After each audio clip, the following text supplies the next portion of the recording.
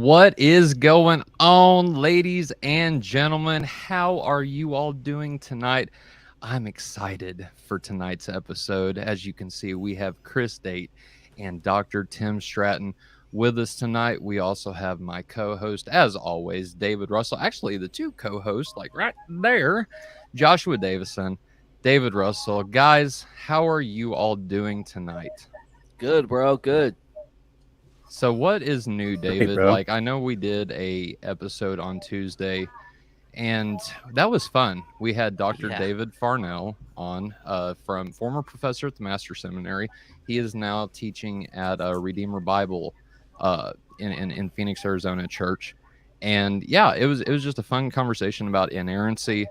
And what'd you think? What was your overall takeaway? I know you had some pushback a little bit, but overall, what'd you think of it, David? Yeah, I mean, I enjoyed Dr. Farnell. I mean, he was a great guy, and He was even funny. even when me and him disagreed a little bit, it was gracious, and I wasn't trying to debate or anything. I was just trying to say, hey, look, I don't think this is exactly what's happening, but it was great, man. But yeah, the week has been crazy, man. It's homecoming weekend for my teens, so they're out at the homecoming game and doing their thing tonight. And the Nice. wife, she's stressed because she's got to drive them all over the place. So I'm gracious that I was here, and I got to go up to the winery this earlier afternoon to actually rack my Pinot Grigio Viognier. Oh, So nice. the wife and me have decided to next dive into a Super Tuscan Red. So that's what's going on with us, and yeah, it's exciting. I don't know what any of that means, but just send me a bottle of it whenever you get it done. Okay. Yeah, sure will, brother. Sure will. I'll let you know when we get it. I'll send you a bottle of port too. We just bottled that last week. So Sure. we got the port, which is a dessert wine, and it goes really well with a Black Forest cake, and you'd just be amazed of how it complements and enhances the flavor. I'm all about dessert wine, so send me it, brother, and I'll let you know how it is. Joshua Davidson, my friend, my brother, what is going on, man? How are you doing this evening?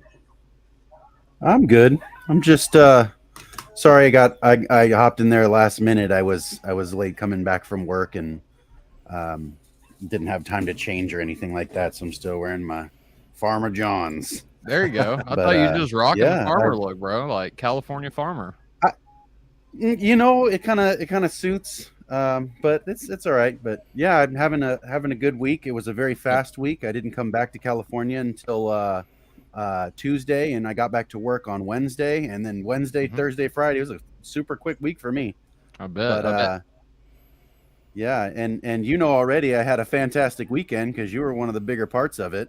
So that was really cool. Everybody who doesn't know, I got to meet Tyler in person for the first time, which was a blessing and a half. And this dude is a really tall, a lot taller than I expected guy. And that was really fun. That was cool. And I got to hang out with him and his daughter and his wife and go to a park, and wish I had my daughter with me to run around and do crazy things. But yeah, it was, I know you were missing the fam, man. Like that. Oh, that dude, your daughter's so cute. Thank you. Your daughter is so cute, and it made me want to just mom. have my daughter with me. Yeah. Oh man, but I can imagine that they'd be a lively bunch together, and it would be impossible to concentrate on anything else. Next year we'll have to see that happen whenever you come down. So I'm telling you, man, we're gonna get you down here one way or another, and then we're gonna drive down to Virginia to see David. So it'll be a fun trip for you guys. But anyway, so the two gentlemen of the hour, we'll go ahead and introduce you guys. Chris, we'll start with you, brother. It's been a while since you've been on the episode. How have you been? And for those who don't know you, just give a brief little intro of yourself and what we're going to be talking about tonight. Great. Well, first of all, I'm very thankful to be here, especially in the company of so many just epic beards. Mine isn't as good as all of yours, but I think it competes a little bit, so that's good. I am most well known for my work with a ministry called Rethinking Hell, where we are conservative evangelicals who've become convinced that the Bible very clearly does not teach the doctrine of eternal torment, but rather teaches conditional immortality or annihilationism. And just as a shameless plug, we're having our 9th annual Rethinking Hell conference 1 week from today. So Friday and Saturday, October 28th and 29th in Evansville, Indiana, at the church that Braxton Hunter, a friend of all of ours, or many of ours at least, attends. In fact, he's going to be one of the speakers. So if people want to attend in person or virtually online, you can go to rethinkinghellconference.com to get all the details. But obviously, we're not here today to talk about hell. We're here to talk about theological determinism. And if there is a second place issue for which I'm known, second to the topic of hell, it's arguably my belief in 5-point Calvinism and theological determinism. And so I have been on Unbelievable with Justin Brierly, opposite friend and colleague at Trinity named Leighton Flowers, who is a provisionist, and I'm a Calvinist, as I mentioned. And I've done other debates and conversations like these. And, just in a nutshell, I have become convinced that the Bible does indeed teach theological determinism and 5-point Calvinism. And so I'm happy to discuss those issues, but at the same time, I hold to those views with an open hand.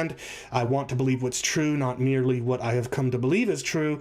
And I have the conviction that the primary way, if not the only way, that we can abandon false beliefs and embrace truer ones is when brothers who disagree come along and we get to sharpen each other's iron. And so I'm looking forward to having that kind of mutually iron sharpening discussion with my friend and colleague at Trinity College of the Bible and Theological Seminary, Molinist Tim Stratton. So thanks again for inviting us both on the show. Absolutely, brother. We are glad. And to hold have on, Travis, Tyler, hold on. I almost called you Travis again. No, you did call me Travis. I just want to read this. It says, Chris Date, you are my hero. So you know what?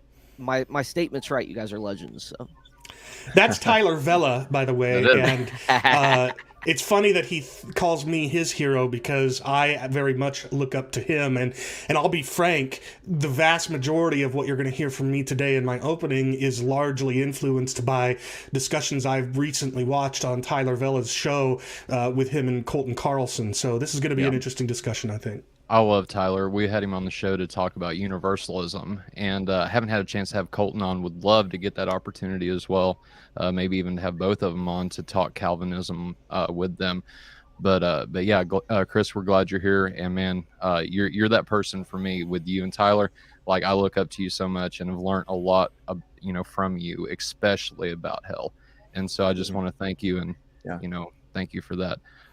But Dr. Tim Stratton, it has been a minute since you have been on our episode. And for those of our listeners that don't know, real quick, we did solo episodes with both of these guys on this subject, with Tim on Molinism, and with Chris, and actually two others, Jeremiah Short, the Black Doctor, and Andrew Elliott. So I will put links to those, links in the description to those videos whenever we get done with this. And if y'all haven't yet, please go check them out. I think these two, they did a fascinating job at laying out the case, and we're just diving deeper into this subject tonight.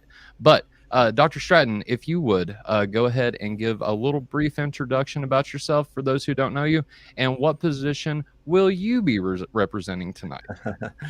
Well, yeah, again, it's first, I just want to say that Chris and I agree. We are both honored to be here tonight with you guys and with each other. And for those of that might be tuning in to look for a fight to the death, you're not going to get that tonight, because Chris and I love each other. We're brothers in Christ. And beforehand, we all had a great time of prayer together, where we were actually praying that both of us, that our ministries would be expanded because of this, that both of us, that we would work together to get toward truth. And that even though one of us has to be wrong at the end of the day, we probably aren't going to figure that out today, but we both can't be right. But it takes two to get to truth together. You got to have somebody that's advancing a belief that isn't quite right, so that the other can help get us closer to truth. And so either way, we're both advancing the ball toward the touchdown of truth tonight. And and we were joking around how, Augustine needed Pelagius, and so yeah, we hope that that God is glorified tonight, that the kingdom is expanded, and that we can show people how to love each other and disagree. Because, man, let's face it, in the world today, I think the world has lost the art of learning how to disagree respectfully and with love. And Christians, honestly, are sometimes the worst. And I think Chris and I are going to try hard to change that tonight. So, but yeah, I'm going to defend the libertarian free will position. I'm not so much tonight looking to defend Molinism, but I will if it comes up. But I see the main topic tonight of does God determine everything or not? And so we're going to parse out what that means and look at definitions and things like that. So yeah, Chris is convinced that determinism is true, and I don't think it is. And based upon the law of the excluded middle, determinism is true or it's not. And so we both can't be right. And if I'm wrong, man, I want to know. So I'm looking forward to the talk tonight, and I'm just honored to be here with all you guys. Hey, Tim, wait, hold on. One correction I have to get out there. Tim, you might be advancing a ball to a touchdown, but that football nonsense means garbage to me. I am going with you. I'm taking with you, my fellow offensive forward. I'm taking the puck up to do a one-timer in the goaltender's net. So you play football, but I'm going to stick to hockey, the better sport. So. Okay, I'll give you that. David, you were going to say something? Yeah, I was just going to say, Tim, can you just tell us where to find your ministry and just give yourself a plug there? Yeah, freethinkingministries.com or freethinkinc.org. Both get you to the same place. That's freethinkinc.org. That's my website. And then the Freethinking Ministries YouTube channel. I encourage people to go and subscribe, ring the bell, and do all that stuff. And also do that for Chris's channel as well. He puts out awesome content. And want to see that thing expand. And you can. I just want to highlight that both of us are professors at Trinity College of the Bible and Theological Seminary. And so, what's awesome about that place, that institution, is that you can go learn. You're not going to get pigeonholed into one way of thinking. You're going to learn from people who disagree, and you'll be able to decide. What route to take and what views to hold, but you're going to get a well-balanced education there. Yeah, I had to disagree so hard I had to change professors. Really?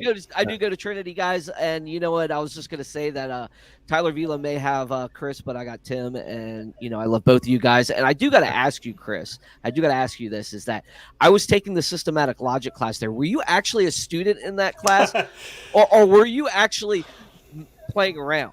No, were you going there messing around with people? So when I graduated from Fuller with my master's, I wanted to go on to do an Old Testament PhD, but I have not yet had the opportunity to do so. And so because of finances and time and other things.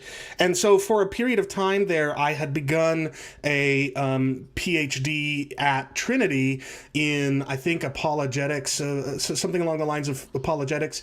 And I got about a couple classes into that, and then I withdrew because it was just, I didn't have the time for it at the moment. So that's probably where you saw me in the class. I haven't been in them since. I want to, like I said, I want to go on and do an Old Testament PhD. That's really where my passion is, and I'm just waiting for the time and opportunity. Right on. Thanks for that. Right on. All right, Tyler, I'll kick it back to you, man. I'm done running my mouth here. Let's let these guys hash it out. You sure you're done? No, I'm just kidding. Anyway, so like Chris and Tim have basically gave you guys what we are going to do tonight. So again, just to reiterate, this is not a debate. However, the two are going to give 20-minute opening statements about their position, and then we're going to jump in right into open dialogue. And so again, this is an informal discussion, but I thought talking with Josh, talking with David, that it would be great to get the foundations laid out again. So for those who haven't seen the previous episodes, you can get a rehash on that. And then we will jump in with questions after this and let Chris and Tim kind of have the floor, and just we pray and we hope for an organic conversation. We do have some questions for both of these gentlemen, and we also will be taking audience questions. So if you have a question for either Chris or Tim, you can go ahead, post that in the chat, put at Faith Unaltered in front, so nobody gets confused about who the question's for, whatever. And we will get to those after the open dialogue segment. And so with anything else, Josh, you got anything else that you want to add before Chris gives his opening? No, just that I'm super pleased to be here and be a part of both of the solo discussions as well as this collaborative effort to bring everything together. And I'm just tripped out that this whole thing is still finally happening. So me too. I'm like, happy to be here. I love the solo episodes, but like I said, and I've said it before, I'll say it again, I think the real meat of the conversation really comes out whenever the two positions get together. And so that's what we have here. And Chris, I'm excited to hear your opening statement. So brother, I've got a timer, and I know probably you do as well. And so I will give you the solo layout and you can begin, or I'll start the timer whenever you start speaking. Great, I appreciate it. For the record, I don't have a timer out because we were given kind of a range of time to fit within 15 to 20 minutes, and I'm confident I'll fall under 20, not so confident I'll land at 15. So, yeah, and this is going to be a little bit more of an informal opening than I have given in many of my other more formal debates. But with all of that having been said, let's get started. So I wanted to first talk about what theological determinism is and what it isn't. I think it's my conviction, rightly or wrongly, that there's a lot of confusion and in some cases outright misrepresentation of what theological determinism is and what it entails. And I want to try and nip some of that in the bud before we get started. So first of all, an event is determined, according to Robert Kane, when there are conditions obtaining earlier, and earlier here can be temporal or logical. It doesn't have to be just temporal. When there are conditions obtaining earlier whose occurrence is a sufficient condition for the occurrence of the event. In other words, it must be the case that if these earlier determining conditions obtain, then the determined event will occur. In still other words, and to use more familiar terms, we say that a determined event is inevitable or necessary. That is to say, it cannot but occur given the determining conditions. So what then is determinism? Well, determinism is the view that whatever takes place in space-time is necessitated by antecedent conditions. That's all determinism is. But when it comes to theological determinism is the view that it is the decree of God that ultimately determines or necessitates all that takes place in time. That's about it. That's all theological determinism is. The decree of God is what ultimately, but not exclusively, determines or necessitates everything that takes place in time. Now let's talk about some things that it either isn't, or at the very least, there's fuzziness around the terms used. First of all, exhaustive, the qualifier that my friend and colleague Tim often uses at the beginning of divine determinism to produce the initialism EDD, that word, it just isn't needed. It's entirely superfluous, because determinism just is the view that everything exhaustively in space-time is necessitated by antecedent conditions. So really, the only reason I think there is to put the word exhaustive before divine determinism is in the hope of automatically tempting people to not want to believe in it by associating it with erectile dysfunction. Secondly, it's my conviction that the word causal is unhelpfully ambiguous, in that it misleads, or at least often misleads people concerning the nature of divine involvement. What I mean by that is that God, in theistic determinism, in theological determinism, God needn't act on an agent in time. He's not pulling strings. So he's not implanting thoughts in a person's head. He's not coercing or manipulating a person to do this or that. He's not causing them to do what they do, that is, free agents, in the normal way that we use cause on a day-to-day basis. Also, theological determinists aren't committed to believing that God must trigger a chain of passive secondary causes. That is to say, he's not tipping dominoes or programming robots. Yes, you could say that the person who tips over the first in a long chain of dominoes causes the last domino to fall.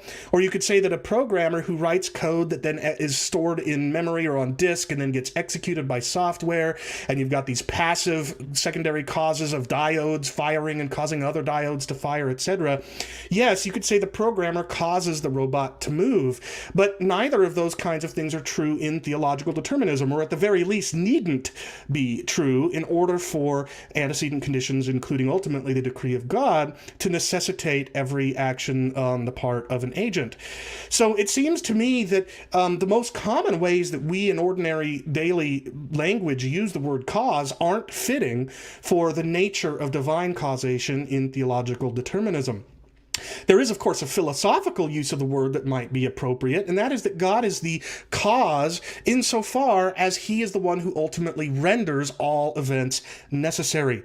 But that's not the same as saying that he's a puppeteer, a programmer, and that we are like puppets who are passively being acted upon by strings, or robots being passively acted upon by the computer programmers programming. A few other caveats I want to add. In theological determinism, created agents aren't forced. They have the conditional ability to do otherwise than they do. That is to say, had situation been different, had conditions been different, had the person wanted to do differently, had their upbringing been different, had they had different experiences in childhood, etc., etc., etc., all sorts of those like that. If things had been different, they could have done otherwise. But all conditions being what they were, in fact, means that those conditions do necessitate the event. So they have the conditional, just not categorical, ability to do otherwise. They are not forced. Also, in theological determinism, created agents aren't passive.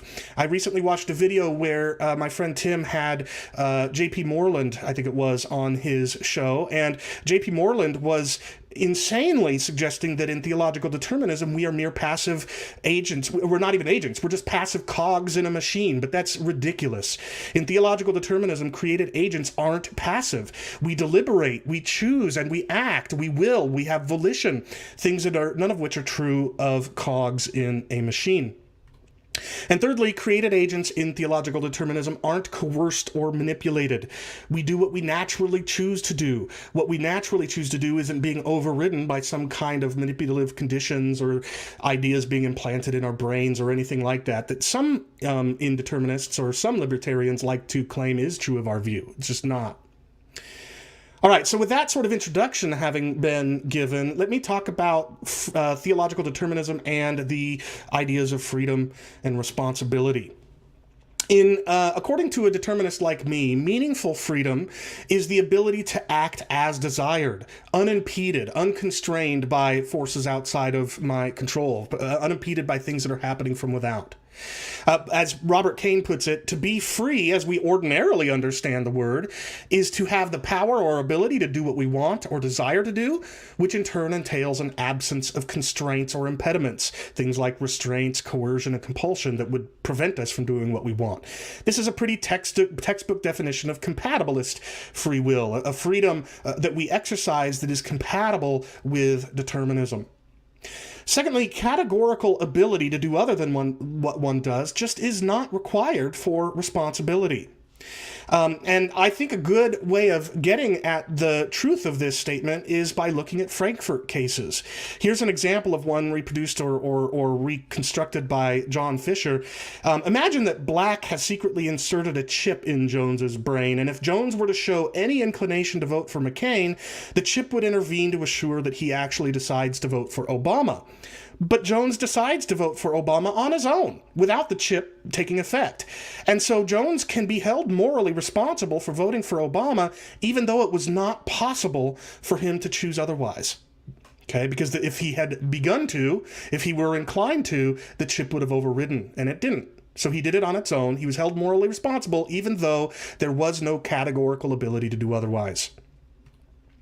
And then some indeterminists or libertarians argue that if it's not the principle of alternative possibility or the categorical ability to do otherwise that is a requirement or a requisite for freedom, if it's not that, then what is a requirement for genuine freedom is that you are the ultimate source of your actions. And what I want to argue is that guidance control, not ultimate sourcehood, is sufficient to ground meaningful freedom and moral responsibility. So what do I mean by guidance control? Well, Fisher and Ravizza, I don't know if I'm pronouncing that name correctly, they say that an agent exhibits guidance control of an action insofar as the mechanism that actually issues in the action is his own reasons-responsive mechanism. We're going to get into that a little bit more detail, but Preciado, in a reformed view of freedom, rightly points out that this concept of guidance control has two main components: moderate reasons-responsiveness and mechanism ownership. So let's talk about those two things in turn. Michael McKenna explains in the Oxford Handbook of Free Will that reasons-responsive theories of freedom account for free will in terms of the relation between an agent and her reasons for action. Free agents are those who, when acting intentionally, are in some manner sensitive to a suitable range of reasons for action. Now, there's strong versions of reasons responsiveness and weak versions of reasons responsiveness. The one that I'm advocating here for is what's called a moderate form of reasons responsiveness, which requires that an agent act on a mechanism that is regularly receptive to reasons, some of which are moral reasons, and at least weakly reactive to reasons. To see the distinction between receptivity to reasons versus reactivity to reasons, consider what Paul says in Romans 7:18. I have the desire to do what is right. Right? He understands, he's receptive to the fact that there are reasons to do what is right, and he wants to do those things, at least in some sense of wanting and to some degree. But then he goes on to say, I don't have the ability to carry it out. He's weak-willed, just like all of us, whose wills are influenced at the very least by the stain of sin. So Paul, like all of us, are regularly receptive to reasons, but we are weakly reactive to them because we are weak-willed. Now, as for the concept of one's own mechanism of action, Fisher and Ravizza say this: an agent's actions may be produced by a variety of different mechanisms, including the normal exercise of practical reason, non-reflective habit, and, for example, direct stimulation of the brain. And when an agent takes responsibility, he is accepting responsibility for only those actions which flow from a certain source, from a particular kind of mechanism. To put it another way, Preciado says that the electronic stimulation of the brain is a mechanism that causes an action, but a morally responsible agent does not take responsibility for this kind of mechanism because it doesn't originate from the right source. But he would take responsibility for the mechanism and the actions that spring forth from the normal exercise of practical reason and non-reflective habit. That's one's own mechanism. One's own reasons-responsive mechanism. So what I'm arguing here is that on theological determinism, created agents act from their own reasons-responsive mechanism, like deliberation. Excuse me, I knocked something over on my desk. Secondly, their actions spring naturally from their own internal desires, predispositions, and beliefs. They're not being acted upon from without by God or from anything else to perform the actions they do. No, their actions spring naturally from their own internal desires, predispositions, and beliefs. And then thirdly, although an agent's actions on this view are indeed necessitated by prior conditions, they are nevertheless their own actions, and they are freely chosen by their own reasons-responsive mechanism that is receptive to reasons, but weakly reactive to them because their will is affected by sin. So lastly, having laid all that out on the table, why do I embrace theological determinism rather than Molinism? See, this debate would be very different. Debate's not the right word. We're having a friendly conversation. But this conversation would be very different if I were having it with, say, my simple Arminian friend, David Paulman, or my provisionist friend, Leighton Flowers, or the open theist, Will Duffy. Those would be different conversations. But with my friend Tim, we both affirm what Tim in his debate with Dr. White called the divine foreordaining of all that will happen, which he calls predestination. We both affirm that. And probably, I would bet that we'd point to many of the same biblical texts in support of that concept of divine foreordination of everything that takes place in space and time. So what that means then is whether that biblical data supports determinism or Molinism might be a philosophical question primarily. Now, I'm not convinced that it is primarily or exclusively a philosophical question, but I'm going to grant that for the sake of this conversation because, again, I think that there is at least some degree to which my friend Tim, as a Molinist, can affirm the truthfulness of texts that he and I would both point to in support of divine foreordination of everything. So I'm going to try to tackle this from a bit of a more philosophical or logical perspective rather than a biblical one, although my beliefs do spring primarily from Scripture. So the first reason I want to argue for determinism over Molinism is the concept of Occam's razor.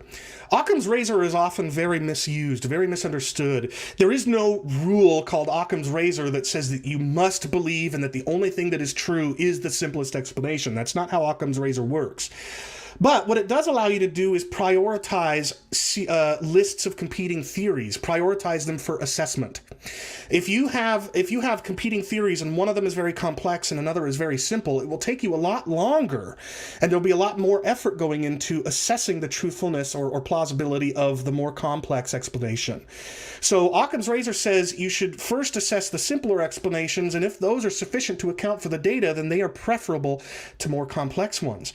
Well, it's my conviction, rightly or wrongly, that Molinism is a much more complex system because you have to introduce the concept of middle knowledge, you have to introduce the concept of feasible worlds, you have to believe that it's possible for God to infallibly foreknow the actions of agents that never exist, that he never decrees to create, that don't have any real form to them at all. They're just a hypothetical.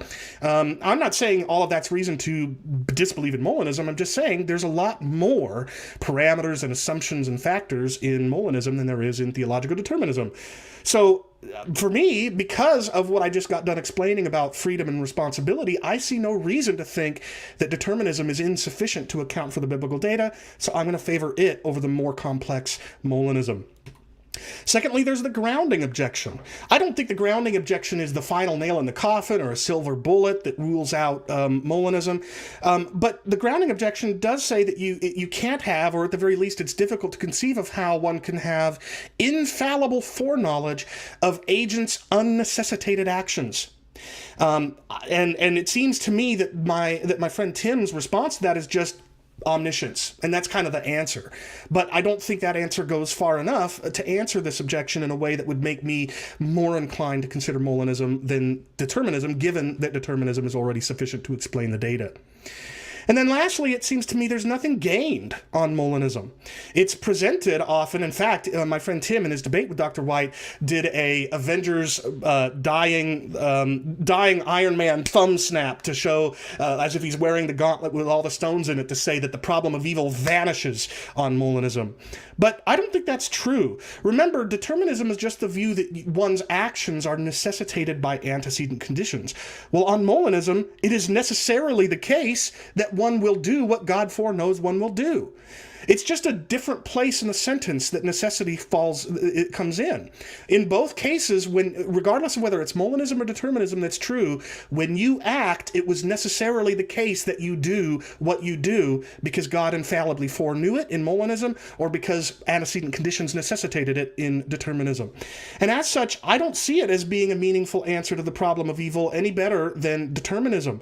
And for those three reasons and others, I'm inclined to think that I'm well within my, I'm on good footing to embrace the simpler determinism than the more complex and fraught with more difficulty Molinism. And with that, I am finished. So thank you.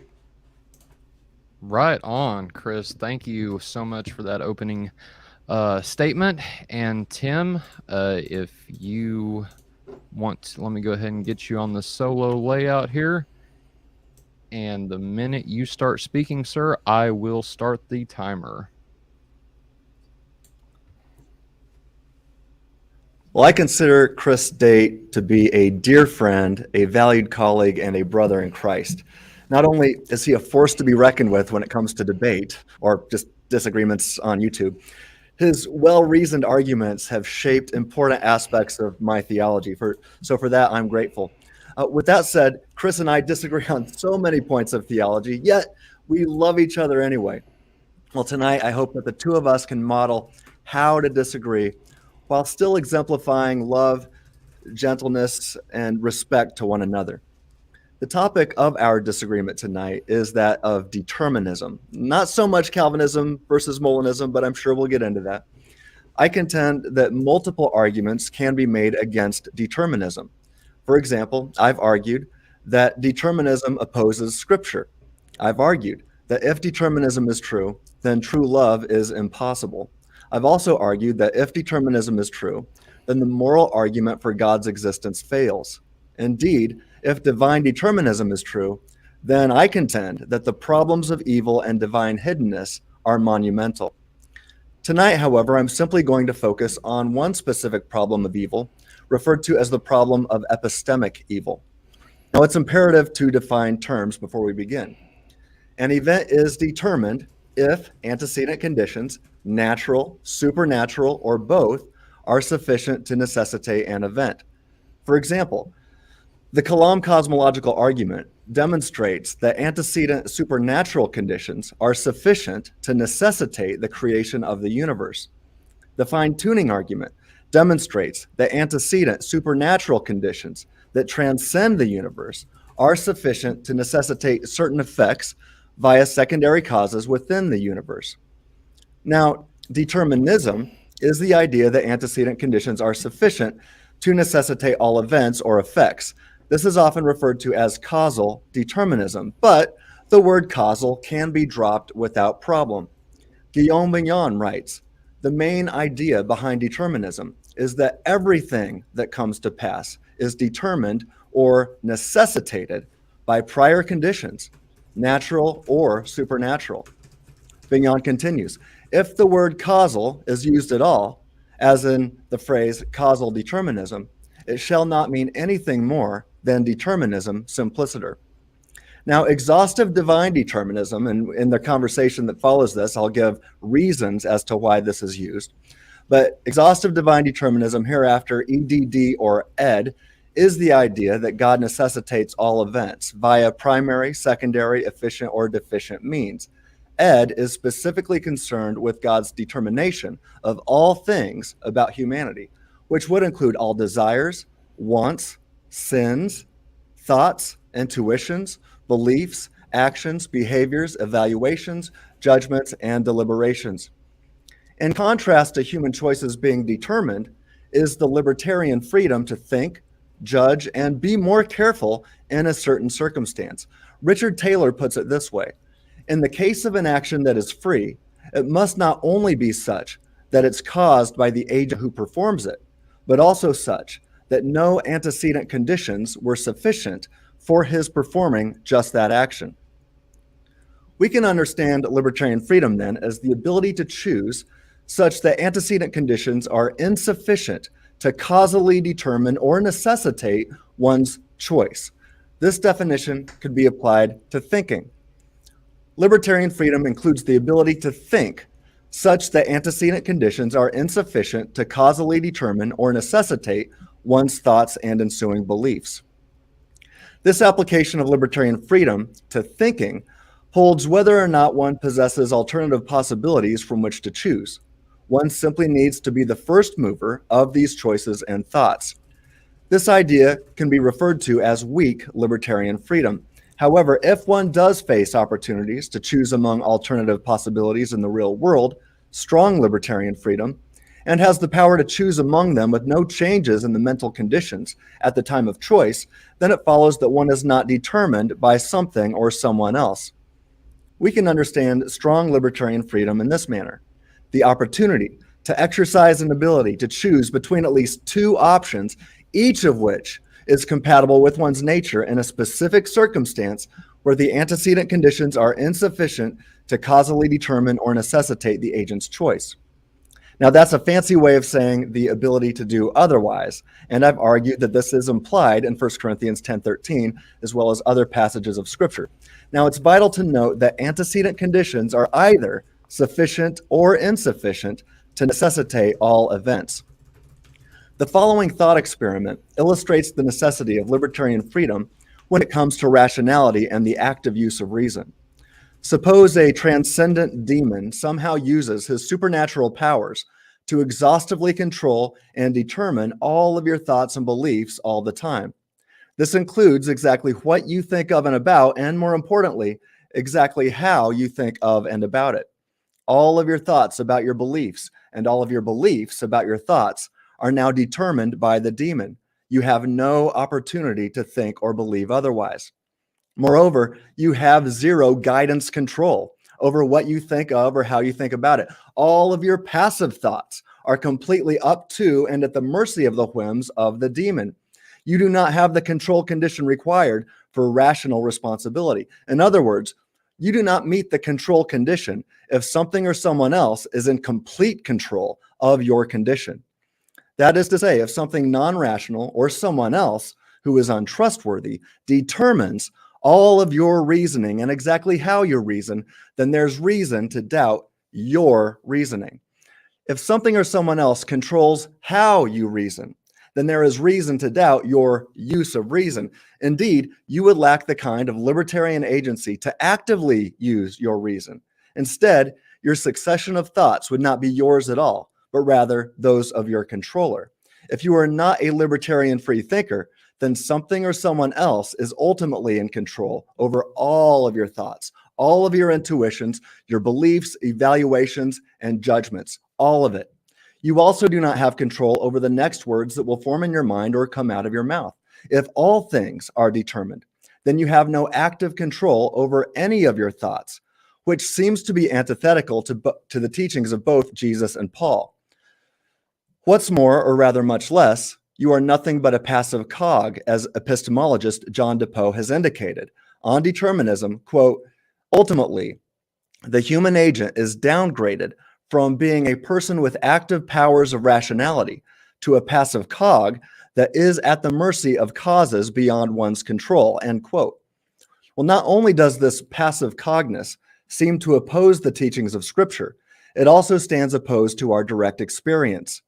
Speaking of our direct experience of the libertarian freedom to actively think and take thoughts captive, as the Apostle Paul would say, J.P. Moreland has observed the following, quote, most of us are quite aware of the different what it is like, the different phenomenological texture, and having a passive thought and an active thought, one to which I exercise my active power and choose to attend.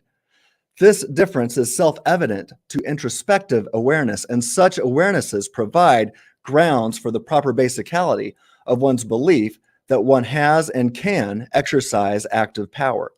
Now, sure, a passive cog might possess passive awareness, but one would never have active control of what one is aware of on this deterministic view. One would not possess the ability or the power to be more careful while thinking things through.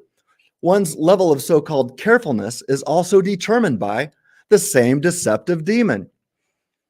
Now, if determinism is true, then when one passively experiences sensations of deliberation about what one ought to believe, the fact of the matter is that every other belief option, besides what the demon determined the person to believe, was closed off and locked away from the person's access. It might have subjectively seemed as if the person experiencing these sensations of deliberations could have accessed these other options, but objectively speaking, it was an illusion also determined by the same demon.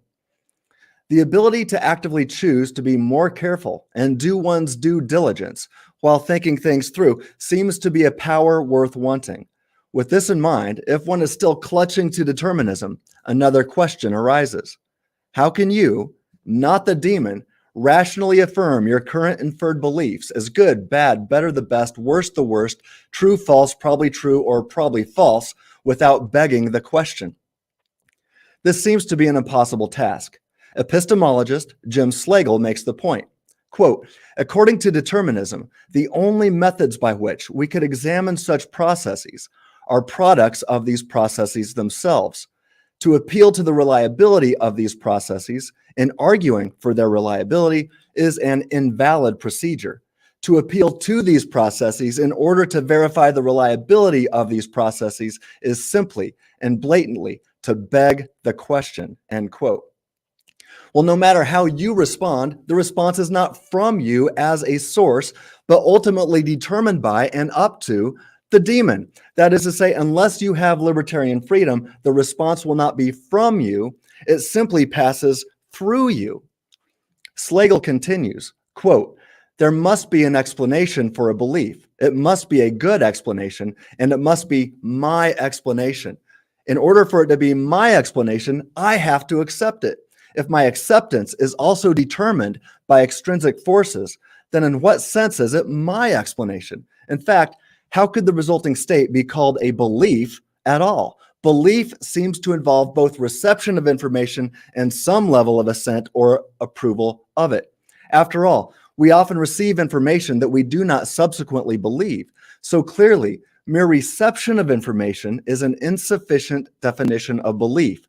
I may not have to originate the explanation of the belief, but I do have to make whatever explanation there is my explanation for believing it. And this would suggest that determinism is incompatible with belief. And so belief in determinism, including Ed, is self-defeating, end quote. Now, self-defeat is the last thing a rational person wants. Sure, the demon could determine you to hold some true beliefs, but you would never be in a position to judge, evaluate, or know if what the demon is causing you to believe is correct, since your judgments and evaluations are also determined by the same demon. This is why it does not matter if the external controller, unlike the demon, has morally sufficient reasons to deceive you. You're still deceived. Given determinism, a human is not an active, deliberating agent. As a result, a human would have no real ability to reason through syllogisms or engage in any intellectually responsible mental acts.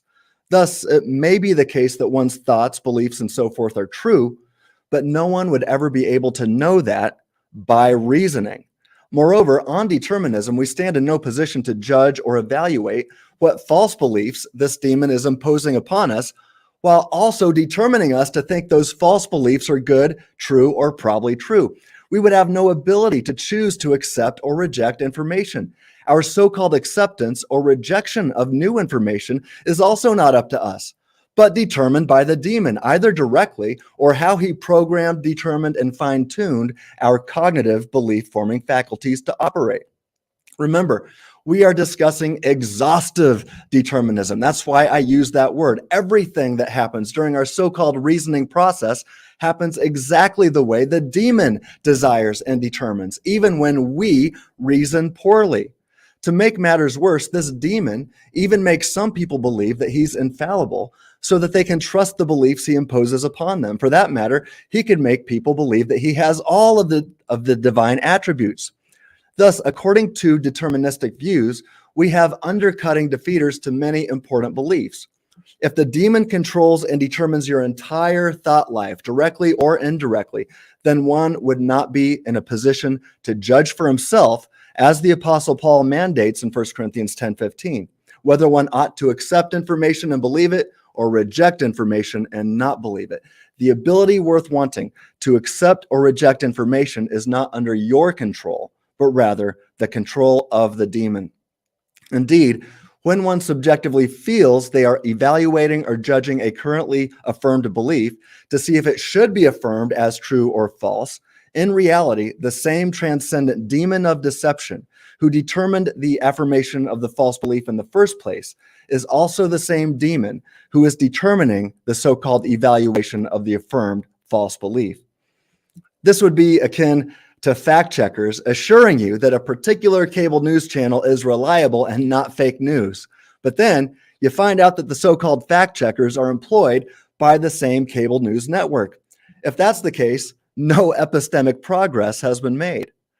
The fact is that if we do not possess libertarian freedom, then something non-rational or someone untrustworthy, like a deceptive demon, is determining all of your thoughts and beliefs. If something non-rational or someone untrustworthy determines a person to affirm a false belief in a certain circumstance, then he or she has no ability to infer a better or true belief in that same circumstance. Suppose, for example, that God, the creator of the universe, determines Pastor Jones to study scripture for decades and finally conclude that the conditional immortality view of hell, annihilationism, is false and heretical. Unbeknownst to Pastor Jones, however, in actuality, Chris Date's view of conditional immortality is true. If that's the case, and God determines Jones to think Chris Date's view of hell is false until the day he dies, then Jones can't do anything to infer a better or true belief about hell, and Pastor Jones will teach his entire congregation this false theological belief, and to also reject the teachings of Chris Date as a heretic. On this deterministic view, God is untrustworthy, and Pastor Jones cannot infer better or true beliefs about hell, although Jones will tell you otherwise and confidently declare that he has rationally reached his conclusion and that he is, in fact, proclaiming the truth about hell and that Chris Day is a heretic. But he's wrong, determined by God. If one has no idea which of his or her theological beliefs are false, then he or she cannot rationally affirm which theological beliefs are true. This ability to infer better and true beliefs seems to be a power worth wanting, and more importantly, one with which we have an intimate, introspective awareness. The ability to rationally affirm claims of knowledge also seems to be a power worth wanting. In fact, that's a power we have. If one disagrees, one seems to assume that he or she has that power too. With all of that said, consider the words of notable Calvinist Matthew J. Hart. Quote, Calvinists are theological determinists. They hold that God causes every contingent event, either directly or indirectly, end quote. Now, this means that God, according to Calvinistic determinism, causes each and every thought and belief, including all of our false, irrational, sinful, and evil beliefs. Speaking of Calvinists, let's go to the horse's mouth. John Calvin wrote, quote, the will of God is the supreme and primary cause of all things, end quote. In his work titled The Providence of God, Calvinist Paul Helms seals the deal. Quote, not only is every thought and desire kept in being by God, but every twist and turn of each of these is under the direct control of God. He has not, as far as we know, delegated that control to anyone else, end quote. Now, Scripture suggests otherwise and seems to be clear that we do have some active control of our thoughts and ultimately some of our important beliefs. After all, the Apostle Paul declares that we are the kind of creature who can take certain thoughts captive, 2 Corinthians 10:5, before they take us, Colossians 2:8. Thus, these thoughts Paul refers to cannot be necessitated by antecedent conditions which are outside of our control. Since no one is theologically infallible, it follows that every theologian affirms false theological beliefs.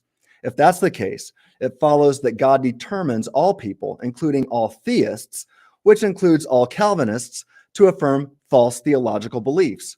This would mean that our Creator is not a God of truth who desires all people to know the truth, as opposed to what 1 Timothy 2:4 says, and instead, our Creator is relegated to a deity of deception.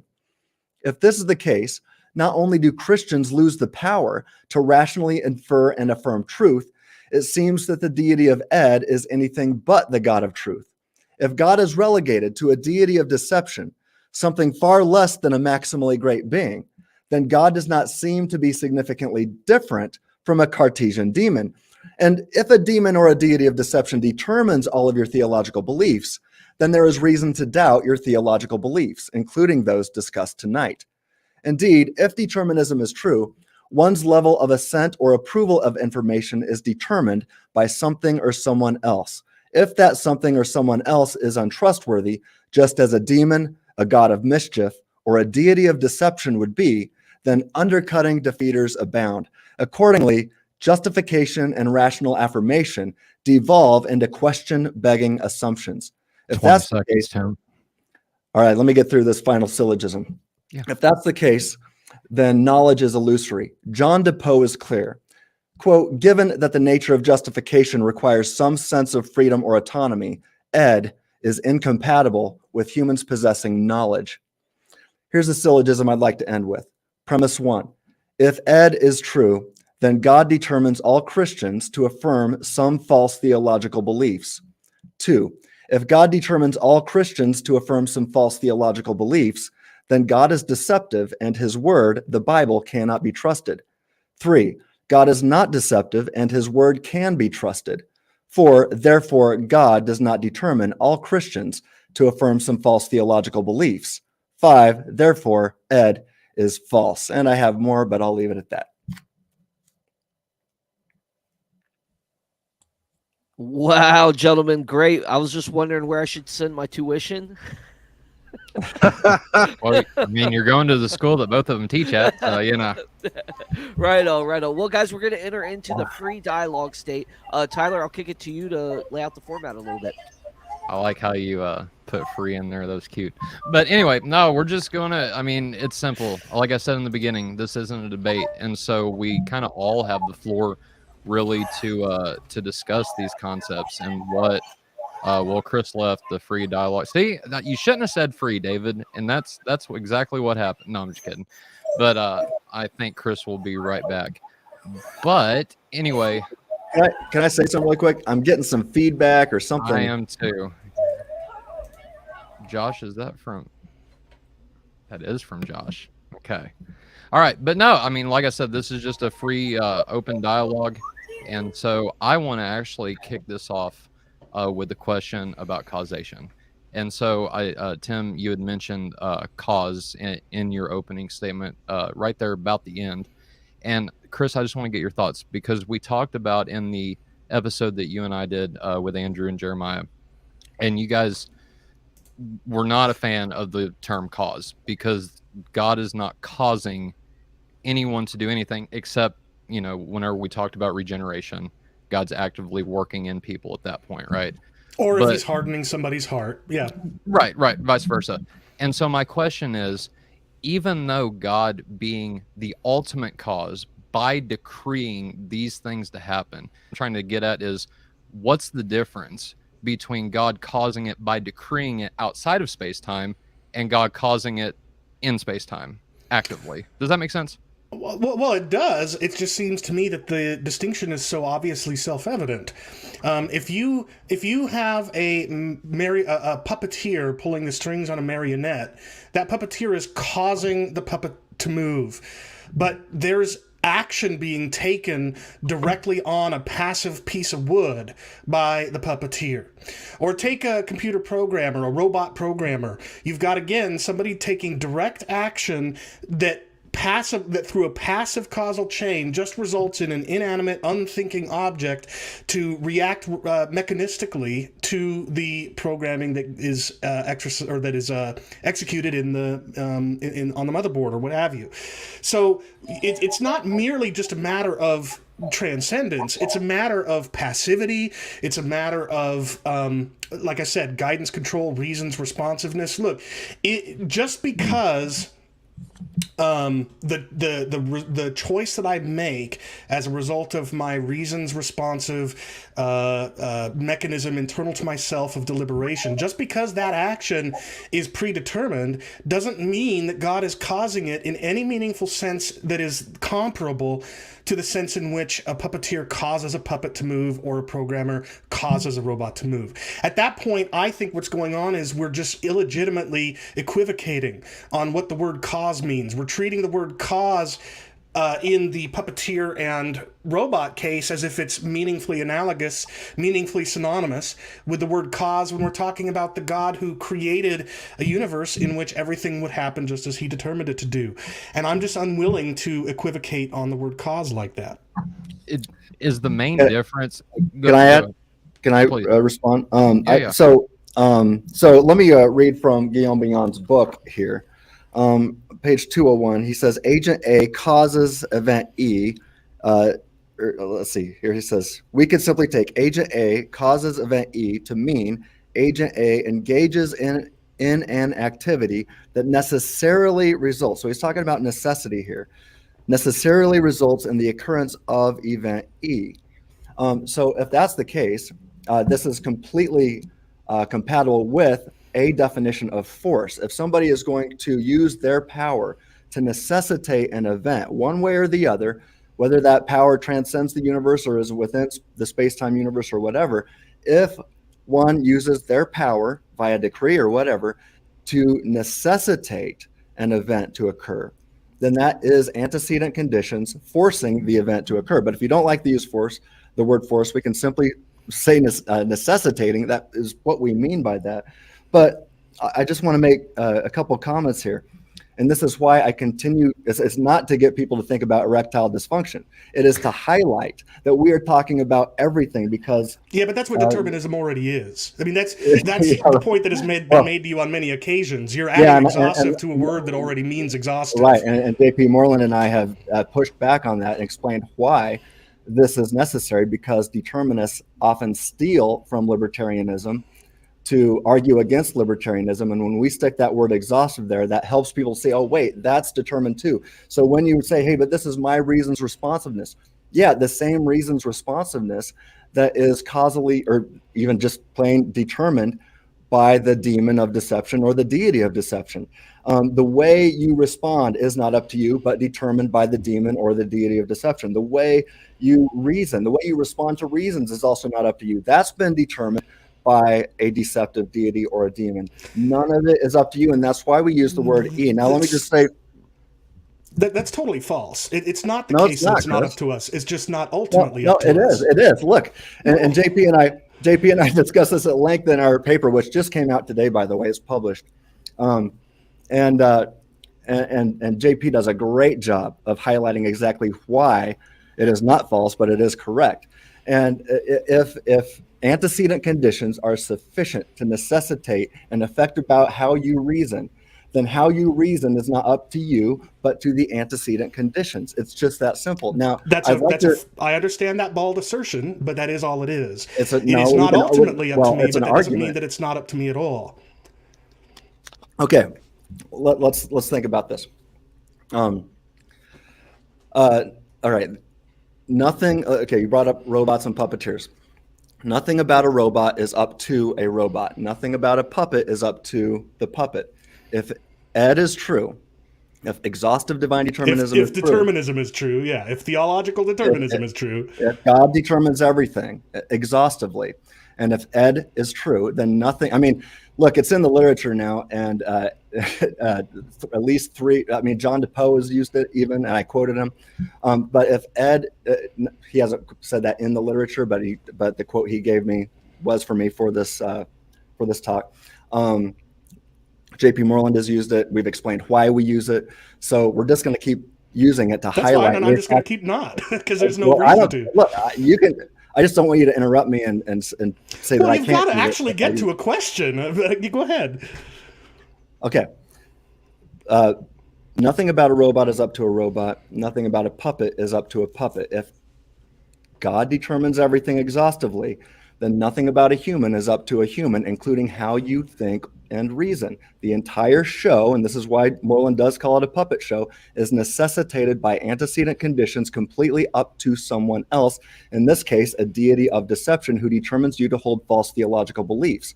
Now, Leighton Flowers has already explained this nicely, and let me clarify with 3 points. Calvinists understand Paul's metaphor in Romans 9 in such a way that the potter determines all things about the clay puppet. Puppets and programmers determine all things about puppets and robots. And if potters determine all things about clay pots and puppeteers and programmers determine all things about puppets and robots, then it seems that it's a fair analogy. It's just to a modern day audience. So look, if everything about a puppet and a robot is determined, and let's just assume that a robot could actually think and have thoughts, they have intentional states of consciousnesses, then their intentional states of consciousnesses would be up to the programmer as well, and of that antecedent condition. And so I'm just saying that if that's true, if God determines, I mean, that's what determinism means. If I just say determinism without exhaustive, that's just what it means, that God determines everything, then that means your intentional states of consciousness is also determined by God, and then he determines you to hold false beliefs about him in ultimate reality. So how would you, Chris, deal with that last argument that I gave, that about if determinism is true, if exhaustive divine determinism is true, then God determines all Christians to affirm some false theological beliefs. And if God determines all Christians to affirm some false theological beliefs, then God is deceptive. And if that's the case, then it seems like the whole system is going to blow up. We can't even trust the Bible or trust that we have assurance of salvation or anything like that. What do you think about that? Well, I'd love to answer that question, but you said about 18,543 things in that long 5-minute long monologue. So let me say a few things. Sorry about that. Well, you're not sorry, but anyway. Well, I will mute my mic for a while. Okay. So number one, I mean, gosh, I don't even know where to begin. There's so much there. So number one, the difference, the obvious, self-evident difference between anybody that is actually thinking openly about this topic. And by the way, MJ Jackson, you're right. I was about to blow up because I kept looking at my imaginary watch, looking for an opportunity to say something contrary-wise. But anyway, the obvious, self-evident difference is exactly what I said in my opening presentation. A puppet, a robot, these kinds of things don't have guidance control. They don't have reasons responsiveness, and the mechanism, if they were given some kind of consciousness or whatever, but it's sort of pretend passive consciousness and they're just doing whatever they're programmed to do, it's not their own reasons responsive mechanism. Only a will, only a volition like we humans have, even in determinism, where you are, to use the words that I quoted in my opening, regularly receptive to reasons and at least weakly reactive to reasons. That kind of, and as long as that mechanism is internal to oneself, it's not imposed from without by a programmer or by a mad scientist pulling your brain neurons to fire in a certain way. None of that's true. Even if my choices are necessitated by antecedent conditions, if I'm regularly receptive to reasons and weakly at least reactive to those reasons, and if the mechanism of deliberation, of even non-reflective habit, but if it's my own mechanism internal to within myself, it doesn't matter if the actions that I take are necessitated. It is still free and respectful. Now, as for the question you're asking, I think your repeated use of transcendent demon and deity of deception, it's rhetorically very powerful, but I don't see any reason to find it compelling in the least. Yes, in my view and in the view of any theological determinist, God is predetermining people, everybody, to hold false beliefs. That's absolutely true. But it doesn't follow from that God is a deity of deception any more than that would be true of Molinism, in which God, looking at a myriad number of possible and feasible worlds, decides to actualize a world in which Chris Date believes in a false view, instead of actualizing a world in which I believe the right thing. In either case, God is either way, God is predestining, to use your word, a world in which he knows I am going to believe something false instead of a world he could have actualized in which I believe something that's true. Now, I could imagine a Molinist retorting with, yeah, but maybe it's the case that there are no feasible worlds in which you believe the true thing instead of the false. But it seems to me to strain credulity if one wants to suggest that literally every false belief I have is one that is something I have in every feasible world.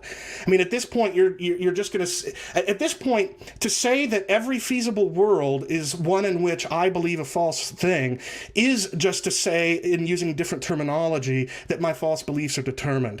And I don't see... That to me is like a distinction without a difference, or a difference without a distinction, whichever way that plays out. Moreover, and this will be my last comment in response, and then we can go back and forth some more, the Bible just does say that God deceives and deludes people. He sends spirits of deception. He sends a strong delusion so that people won't repent and believe in statements to that effect.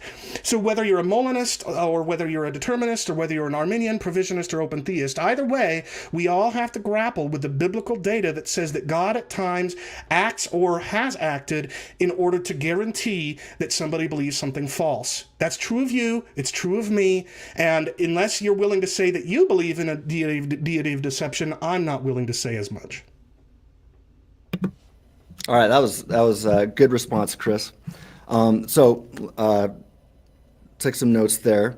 When you say it's self-evident, these differences are self-evident. all right, what is self-evident to one person and to the other who may or may not disagree is also determined by the deity of deception or the demon on that view. So you're begging the question there. I'm making a point that none of your thoughts, what might be evident to you or how you judge something, how you evaluate something when you read scripture and you reach one conclusion and I read it and reach another conclusion. If you're right, if Ed is true, then none of that is up to us. So what is self-evident to you is actually not up to you, but up to a deceptive deity or demon. When you say when those who are willing to think openly on it, I would say that that's a language that is consistent with the libertarian to use. But if somebody is determined in all of their thoughts, they are not, how they think of and about things, whether they're open or closed or whatever, is not up to them. It's also determined by antecedent conditions, which necessitate their thoughts. You brought up guidance control, but again, on Ed, that's why I use EDD over and over and over. And I said it in my opening speech. You are not guiding. The antecedent conditions are. You feel it's a subjective sensation you're experiencing on exhaustive divine determinism, but how you guide is not up to you. You're a passive passenger. If determinism is true, something or someone else is determining how you, in quotes, guide. It's not up to you. You're a passive passenger, not a driver when it comes to deliberations. And then you brought up being regularly receptive. Again, determined by God. I have to bring in the exhaustive again. You brought up the mechanism of deliberation being within myself. Yes, that might be within yourself just as your heartbeat is, but that's also determined by God, a deity of deception on this view. Now, you said the idea of deception is also true on Molinism. Let me get through these points and I'll throw it back to you. You said a deity of deception is also true on Molinism. That's false. Yes, we do. You and I both agree on predestination, but the manner of which the mechanism, as some people have said, is vital here. Because, and we can bring up the bullet bill analogy on Molinism, or I'm sorry, on Calvinism. God is the necessary and sufficient cause of all of your false theological beliefs, including those that we may be discussing tonight, or anything else. God is the necessary and sufficient cause on Molinism. He's merely the necessary cause and not the sufficient. And that's a huge difference in why ultimately the bullet bill story fails. And we can go into bullet bill more if you'd like. I've got a lot ready to say on that. But then he said finally that the Bible says that God deceives. Yes. Who does he deceive? Those who have already rejected truth. God sends a spirit of deception as judgment to those who have already rejected him. Now, it would be quite odd to say that God sends a spirit of judgment to those that he has determined to reject truth. That just seems absurd to me. But yeah, the Bible, my argument is pointing out that all Christians are ultimately deceived by God. Okay, so really quick, just a few thoughts in response. First of all, I'm not going to accept your contention that it's not up to me if it's predetermined. And you made the claim that I'm not guiding, I'm just a passive cog, but that's just not the case. If can I talk? Yeah, sorry. So it seems to me that if I am deliberating between reasons, if I am capable of identifying competing reasons for doing this or that, and if I am weak-willed, weakly reactive, but nevertheless at least weakly reactive to those reasons, so sometimes those reasons result in me choosing the right belief, the right course of action rather than the false one or whatever, then it is true, not ultimately up to me if my choice as a result of that deliberation process is predetermined, but it does not follow from that it is not up to me at all, or that I'm passive. To pretend that it is just pretense, that all it is passive, an action going through you, that's just words. Those are just words that don't have any substance to them. To say that somebody who deliberates is able to identify competing reasons and reacts to one of them of their own volition, but that reaction was determined does not make it not up to them at all or make them passive, in my opinion. And as for Bullet Bill, I think it would be useful. You've mentioned it now a couple of times to, I know what you're referring to there by Bullet Bill, but many of our listeners might not. Do you want to describe the Bullet Bill scenario so that, and I'll come back and explain why I do think that as a Molinist, your approach to that is a distinction without a difference? Yeah, sure. And by the way, I don't know why this is for me. I get so nervous when I have even online disagreements, and I'm feeling it like it was bad in my debate with James White, and I felt myself get all flustered. I got all cottonmouth. It's happening again right now, and I just don't know what's up with that. So told you to stop smoking that ganja. It gives you conscience. Mouth, man. I just want to say, look, I'm seeing myself get uptight, and Chris, you and I talked beforehand.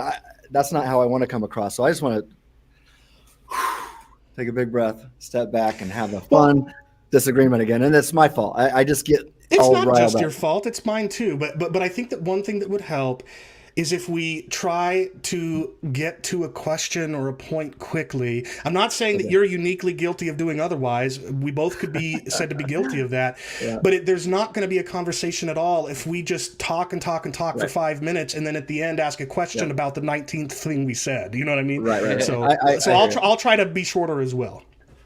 Yeah. Both you guys are doing it. Both of y'all are jumping in a little bit, but y'all are doing pretty good at kind of like saying, hey, let me finish this. And, it doesn't need much moderation in that aspect. And I was just saying, you guys are doing great. I think and you know what? People are learning a lot. I mean, you just see the comments. People are asking questions, stuff like that. It's really good. So in the interest, I'll step my heart. Yeah. Go ahead. Me too. My heart's racing too. So taking a step back, in the interest of listeners learning, I'd love for you if you could explain the Bullet Bill scenario, and then I can explain why I think it does make Molinism just as objectionable as Calvinism, and then you can rebut that, and then we'll move on. How's that? Well, okay, yeah. I'll try to do my best here. Off the top of my head, to describe Greg Welty's very thoughtful scenario and an analogy. It's been called a fallacy, but I don't think it really is a fallacy. It can be. So it's called a U2 fallacy or tu quoque fallacy. But sometimes, if it's used properly, you can avoid the fallacy. And I think he did avoid a fallacious move here. But basically, it's like, okay, Molinism. Well, you say that God gets you off the hook for evil. Well, you say that Calvinists are on the hook for evil, and Greg Welty's going to say, no, you too, you've got the same problem. And so he's developed this thought experiment where, just basically in a nutshell, shows like, look, if somebody shoots a bullet, with the current laws of nature and the way bullets and guns operate at a person, we see that person is guilty for shooting the person with the bullet. But what if the bullet was the bullet from Mario Brothers or Super Mario Brothers, named Bullet Bill, and he actually had free will, and you fired the bullet, and you're not determining Bullet Bill as the firer of the gun, as the one who pulled the trigger. You're not determining him because he's got free will, but that Bullet infallibly. Bill will, infallibly, you're certain, 100% certain that Bullet Bill is going to freely choose to kill the guy. How are you not also blameworthy for that, for firing the gun? So what would you say to that, Chris? What would you add? Yeah, great. So I think that it does seem to me that we've got two competing pictures here. One is a person fires a gun intending for the bullet to pierce the heart of another person and kill them or whatever. And on the other case, the person who fires the gun knows infallibly that the bullet will choose to do that of its own libertarian free will, and could have chosen not to fire the gun at all, but chooses to fire it knowing full well that bullet will freely choose to kill, to murder its target.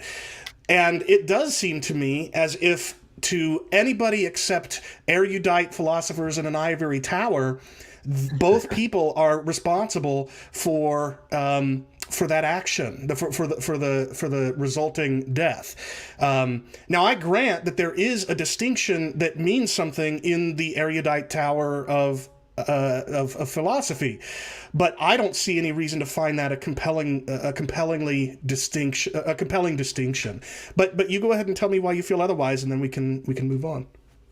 Yeah, I've written a couple articles on my website about this. The first one, I mean, this was several years ago. It was, not a lot of people were paying attention to what I was saying back then, and and still not a ton of people are today. But it's increased a little bit.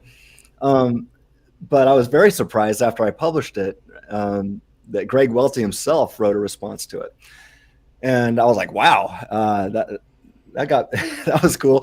But then I wrote a response to a rejoinder to his response. And I think, so my second article, I think, is much better if anybody wants to take a look at that. And I think it really does show some important differences.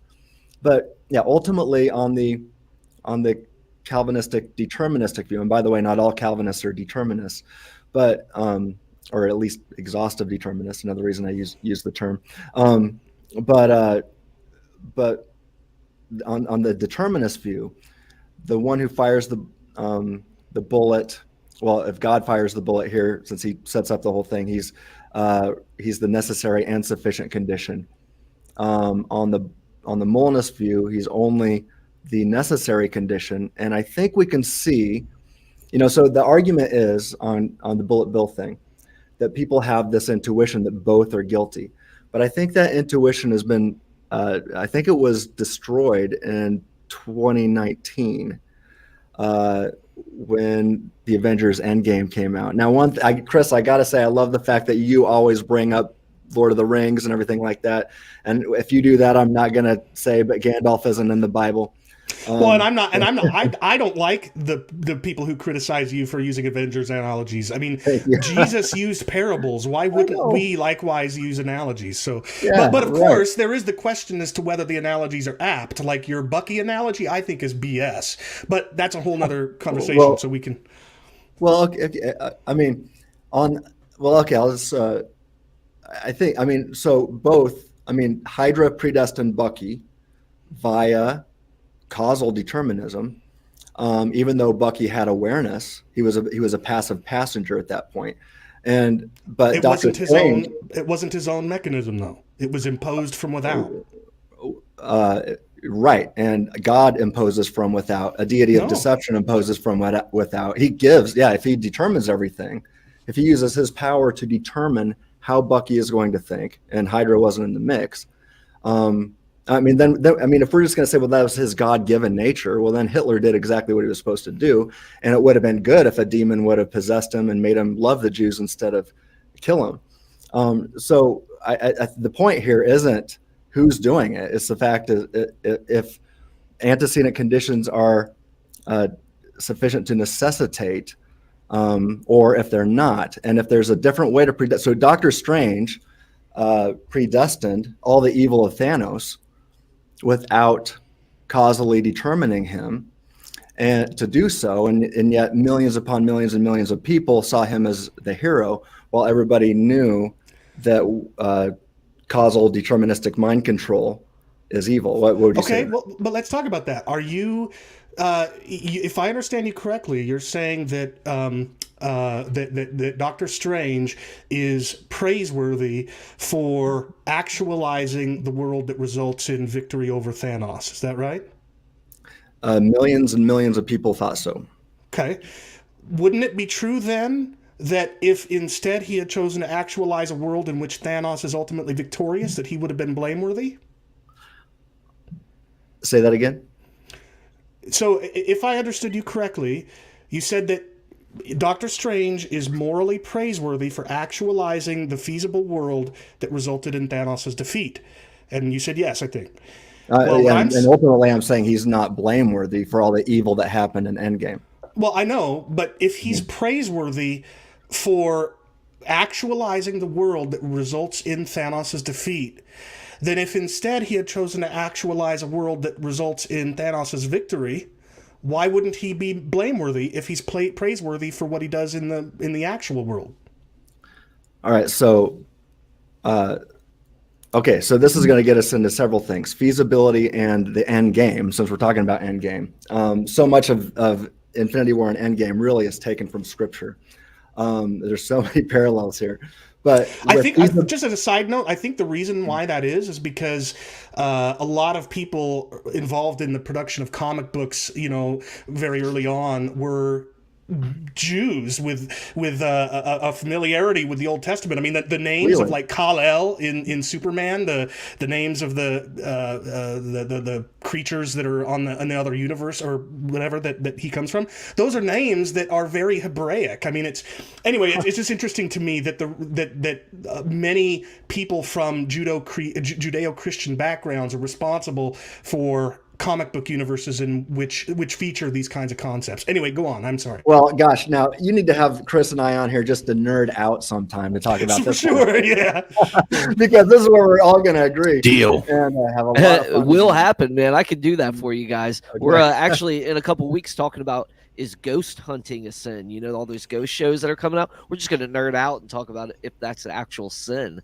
And we're going to probably put some stuff up on there. So you guys are welcome to come on and nerd out with us a little bit. Can a Christian be a Ghostbuster, I guess? Right. So anyway, Tim, you were talking about Endgame and you were answering my question about whether... Yeah, go ahead.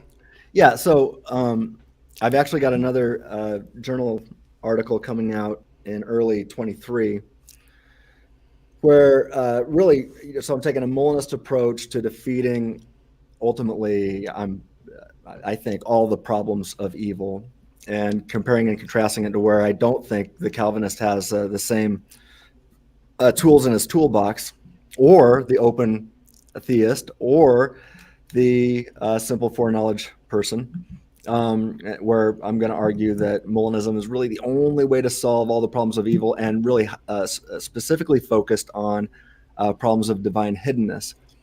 But we do that by saying, okay, what's important to God? He wants free creatures, and argue that he wants the kind of love that is not necessitated by antecedent conditions, right? He wants a kind of love where we can accept it, or where, as long as we don't, because I'm a monergist, that might be another topic, but as long as we don't reject God's flirtatious advances and his love, offers of love, then we will eventually find ourselves in a true love relationship, which I then argue is the essence of salvation. But then, so with that in mind, you got to have libertarian freedom. And then with the end game in mind, what is important to God is the end game, with eternity in mind, with eschatology in mind. And so okay, the same thing was true with Dr. Strange there. He was looking at the end game. That's why they called it that. And he saw, there was a lot of bad stuff that led up to the best of all feasible worlds for Dr. Strange. Including some really bad things, but with the end game, with eternity in mind, it was the best, and ultimately all the saints were raised. So what do you think? Okay, no, so I'm glad you put it that way. So if I can make sure that I understand you correctly, what you're saying is that although Dr. Strange did not, in some sense of the word, want all of the wicked things to happen that eventuated in the end game that he did want, the fact that he wanted that end game meant that he was willing to actualize these actions, these wicked actions, because of the end game that he really ultimately wanted. Is that fair? Yeah, the end game with libertarian free creatures in mind. Okay, so but the point is, Dr. Strange in the analogy has an end game in mind that is only possible if he actualizes a world in which things that he otherwise wouldn't want to happen do. Fair? I believe that's fair. Okay. Well, I think we Calvinists think in extremely... you're right. Some Calvinists claim not to be determinists or vice versa, whatever. So we determinists also think, or at least can think, as I do, that the reason why God foreordains, predetermines all the evil in the world is with an end game in mind that is only possible in the event that those things that he foreordains to take place do in fact take place. So, for example, and I'm sure that there are flaws in this, and it'll be interesting to talk about them if we get to them. But Eric Hernandez says this has turned into a strange conversation. I do see what you did there, Eric. So hypothetical. So here, for example, is something that I've had a conviction of for some time. I think that that God desires that we, His creatures, experience the opportunity to emulate God in ways that would not be possible were it not for the realities of sin and evil and pain and so on and so forth. So, for example, if it hadn't been for somebody's need, if it weren't for the fact that somebody needs something, I would never have the opportunity to show mercy. To show hospitality. If it weren't for somebody sinning against me, I would never have the opportunity to exercise forgiveness. And on it goes. The point being, I think, my conviction seems to me to be that, yes, God predetermines all the evil that takes place in the world, but it's with an end game in mind, which is our ability as his viceroys, as people who bear his divine image, to have the ability to act like God and exercise these qualities of forgiveness and mercy and so forth, which wouldn't have been possible had it not been for what we see in the world. So help me to understand, apart from just the bare claim of libertarianism, what is the distinction that has a difference between Dr. Strange actualizing a world in which stuff happens that he wouldn't, that he doesn't want to happen, in order to bring about an end game that he does? What's the difference between that and me saying God determines everything in the world to happen in the way that it does, with an end game in mind that he ultimately desires even more than the determination of all these things that happens in time? All right. Okay. Let me see if I can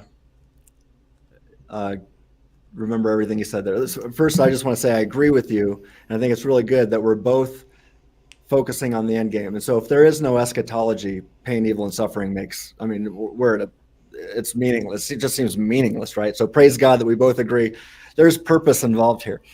And I think Paul, the verse that's had such an impact on me, and there's several places in Scripture that communicate the same thing, but I love how Paul says in 2 Corinthians 4:17 that these light momentary afflictions, and he's got a whole list of all of his afflictions that, Paul writes out a whole list of all of the pain, evil, and suffering that he goes through.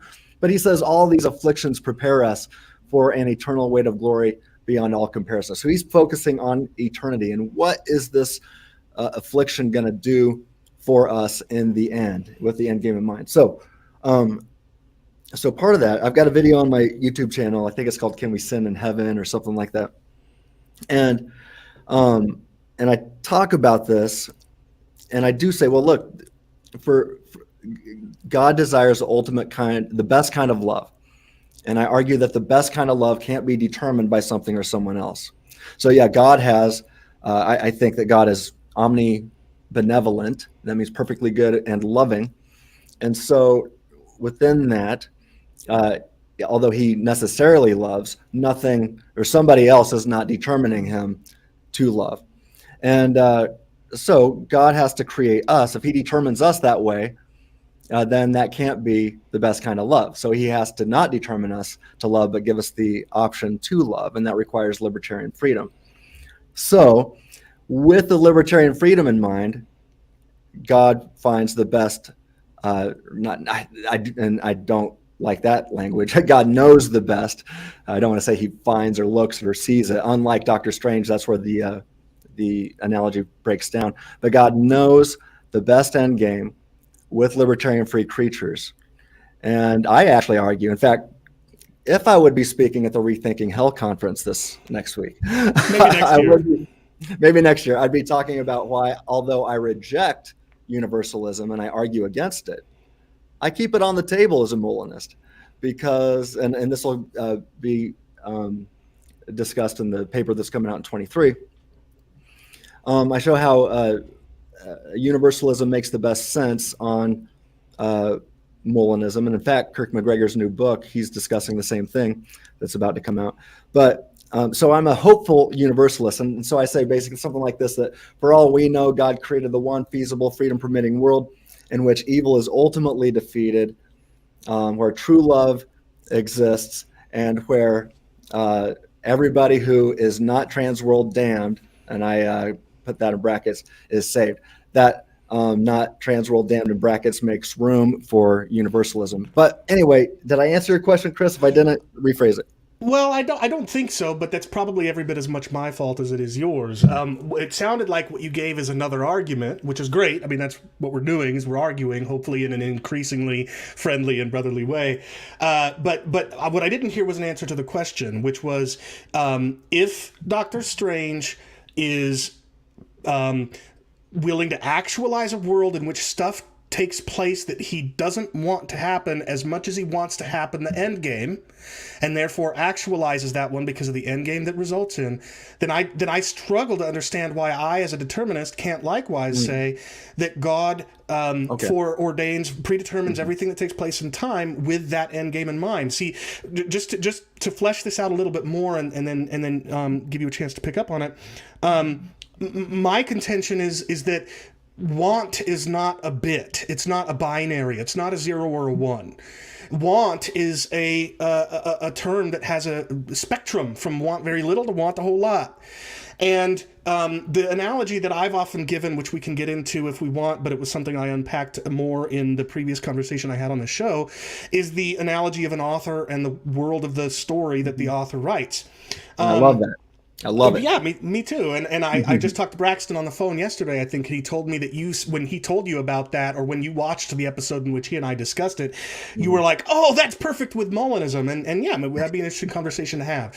But anyway, that's not the point. The point is, if you talk to authors of like fiction stories, if I'm not mistaken, many of them will tell you they get deeply emotionally invested in the protagonists in their story. They love them. They want what's best for them.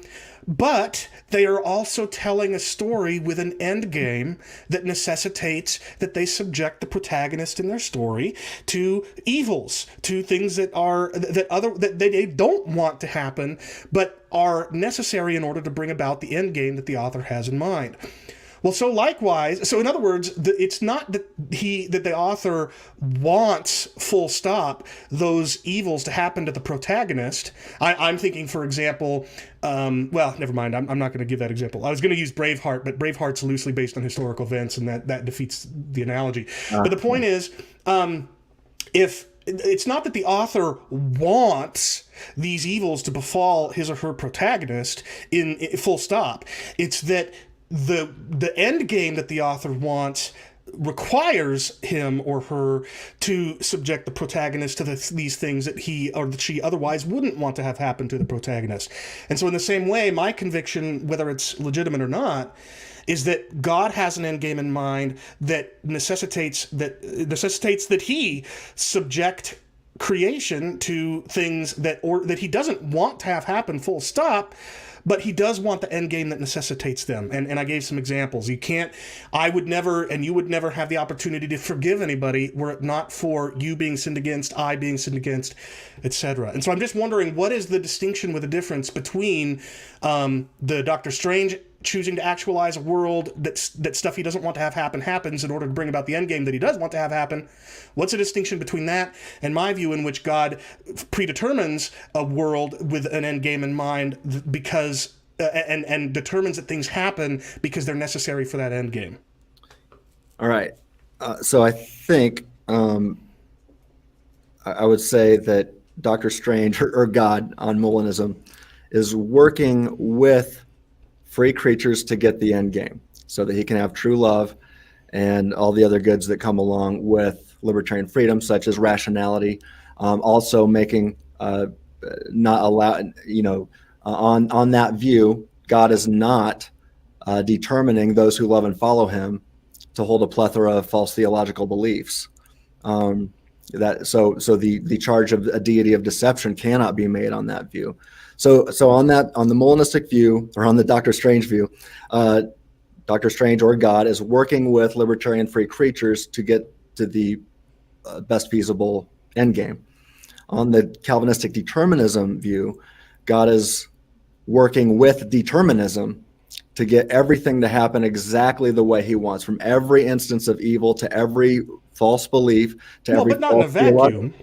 Not in a vacuum. Well, I mean, I'm talking everything. I know, but remember, because you need, if you're going to respond to my question, you need to make sure you recognize the distinction I'm making between the stuff that he predetermines to happen leading up to the end game and the end game itself.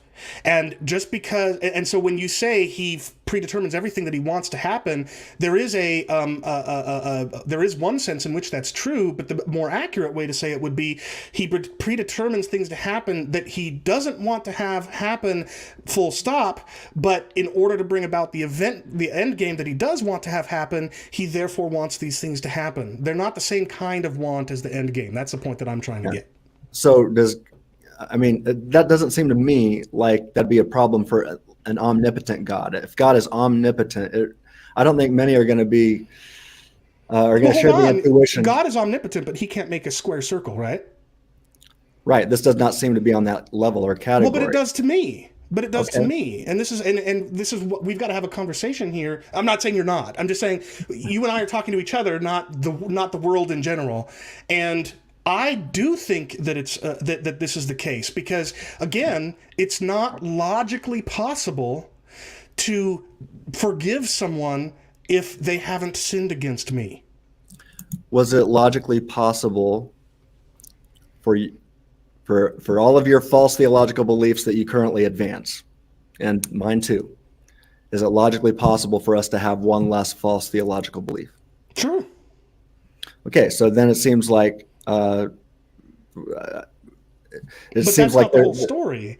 No, but is it possible for the toddler to not have been raped as long as she was raped, or thing? I mean, the atheists will start throwing horrible, evil things, and is it possible for the adultery not to have happened? And I think, there's something. And also with an omnipotent God in mind, it seems to me that God could have determined us to have within us everything that we would have learned through a libertarianly free environment that leads to the best end game. God could, if he determines everything, determine perfection from the start, determine that nobody sins, and determine that we all have these qualities that we would learn in a libertarian free environment. No, you can't, because you just used determine with libertarian. Then I misspoke. What'd you say? No, you said God. You said God. You said God can determine. Okay, sorry about that. Such and such happened through libertarianism. Misspoke. Okay.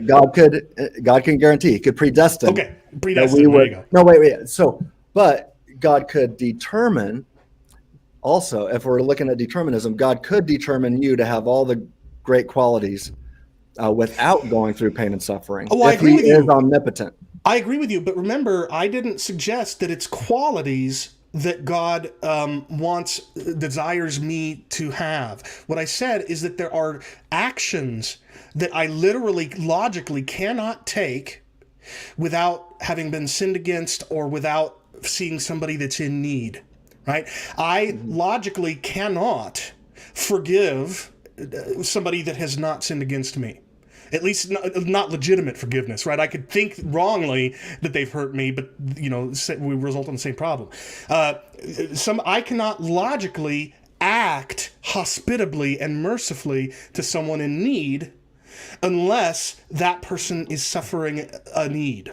So to me, it very much is a matter of square circle logical possibilities. So to me, if that's the case, then that's a great reason for God to create libertarian free creatures.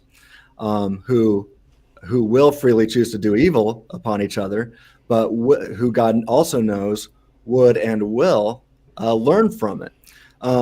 So yeah, I'm not arguing that this line of reasoning I've offered is an argument against Molinism. I'm just saying it seems to me that it's perfectly analogous to the Doctor Strange analogy insofar as God is subordinating lower level wants in the interest of attaining higher level wants. Whether the mechanism of bringing about the greater want and foregoing the lower wants, whether that mechanism is middle knowledge of libertarian free choices that non-existent agents would make in non-existent worlds, but they're feasible, or whether the mechanism is he predetermines it. Either way, it seems to me that God doesn't want some things to happen, but predestines, to use your word, predestines them to happen because he wants something more, even greater. That's all I'm trying to get at. yeah, Can I jump in for just a second here and ask a question? yeah. Specifically of Chris's line of argumentation here, because I think I'm following, but because I agree that in order to achieve the end of our own selfless charity toward others in situations in which they're having, let's say, an affliction, and I have the benefit of not being in that affliction, and then using that benefit for their gain, right? And that's that act of selfless exchange. Is that what you're describing here? That's the reason why God would allow for evil that he doesn't in fact desire? Is that because there's that let's say greater unity that can be achieved from somebody who can give selflessly in that way? Is that what you mean? Well, a couple of things I would push back on. Number one, I wouldn't use the word allow because I can't even understand why Guillaume Bignon, for example, thinks that it makes sense for a determinist to talk about permission. So he does, and he's smarter than I am by light years. He's smarter than me too. I was He's more so smart. Right. So replace the word allow. Yeah, I was more so emphasizing the moral capacity that we would have, that let's say negative events can facilitate something that all positive events could not, namely things like forgiveness or self-sacrifice on behalf of somebody else in order to give them the benefit that I could selflessly, like I could retain my own benefit. I do a homeless ministry, for example, on the weekends with my wife, in which I take the money that I've earned that I could use for whatever I elect to. And then I go out and I use some of it in order to benefit other people who have not. Is that the kind of thing that you're saying? Is that without homelessness, I couldn't give that charity and that correlation? Is that what you mean? I'm saying that were it not for the reality of people that are undergoing suffering, it would not be logically possible for you to show such a person mercy and hospitality. Okay. Is that I would then, do you think then that the highest form of love or unity in that way has to be achieved through that overcoming of negativity, or the overcoming of evil? I didn't make the argument that that the God's desire that you and I might be able to show mercy and hospitality in those ways is a means to a greater good than even that. I'm not making that argument. I'm simply saying there is something good, valuable, desirable about you and I as bearers of the divine image acting in ways that God does by his nature, including showing mercy and hospitality and forgiveness. Whatever, if there's an even greater good beyond that, I don't know. I'm just saying that to me is good and desirable enough to justify God for ordaining the reality of sin and suffering so that you and I can logically exercise those faculties. Okay, so it's not the case that in order to have that higher good, you would need evil. You're saying that this is a justification for the existence of evil, is to say God can have a greater purpose than simply making evil occur, that it actually has a redemptive purpose in us becoming like him. Well, all of us, except for open theists, use some form of a greater good theodicy, one form or another. And yes, I'm arguing that God foreordains, predetermines the reality of sin and suffering, in part so that it is logically possible for you and me and others to show hospitality, mercy, etc. So yeah, I do think those things need to be there for you and I to show mercy. It's not it's not merely, I'm not merely saying that evil has to exist for me to be the kind of person who is willing to show mercy, etc. I'm saying those things sin must occur, suffering must occur in order for me to show mercy and hospitality and forgiveness. And whether or not, you talked about how greater concepts of love and unity, I don't know where that's going. I'm not talking about a greater good, even beyond the great good of acting. It's greater like than God. It not occurring. Is it greater than it had not occurred? Yeah, that it did occur absolutely, is greater than so. it not occurring. Okay, that's what I meant. Yeah. Gotcha. Yeah, What I think was it that is. last point? What did you say? I was saying that the world in which evil occurs and we can overcome it by being good like God is a better world than one in which evil does not occur, and therefore we can't have those kind of actions or attributes of being merciful, expressing mercy, and actually being merciful in action rather than in concept. Right. He's saying that a world in which you can act that out is superior to one in which you never got the opportunity, or it was a logical impossibility to act that out. Or at least may be greater. I'm not saying that this is the right theodicy. I'm just saying it does seem to me to be one of other plausible greater goods that come about through the predetermination of evil than if you were not to do that. So. Yeah, that exchange was pretty awesome, guys. I mean, that just helped me with part of my thesis, so I'm going to probably think about that and add that in. But but Tim, I know you wanted to say something, so I'm going to give you the floor. Yeah. Tim, I know you wanted to respond to that too. No, that was a great exchange. It got me thinking, because I spent probably around 4 weeks a year in Utah sharing the gospel with Mormons, and to me, that response seems like the Mormon doctrine there. That doesn't mean I'm not saying Mormons believe that God is omniscient. All right, they got that right. They get a lot of things wrong, right? But just because a Mormon believes it doesn't mean it's necessarily false. But the Mormon view is that the fall, the first sin, Adam and Eve's fall, was not a fall down, but a fall up. And so they're like, good job, Adam and Eve, because we could not learn hospitality and mercy and things like that unless you would have fallen. So thank you, Adam and Eve, for sinning and rebelling against God. Now, I think that doesn't jive with me, because it doesn't jive with me either, and I right. don't think it's comparable to what I'm saying. Okay, well, so I feel.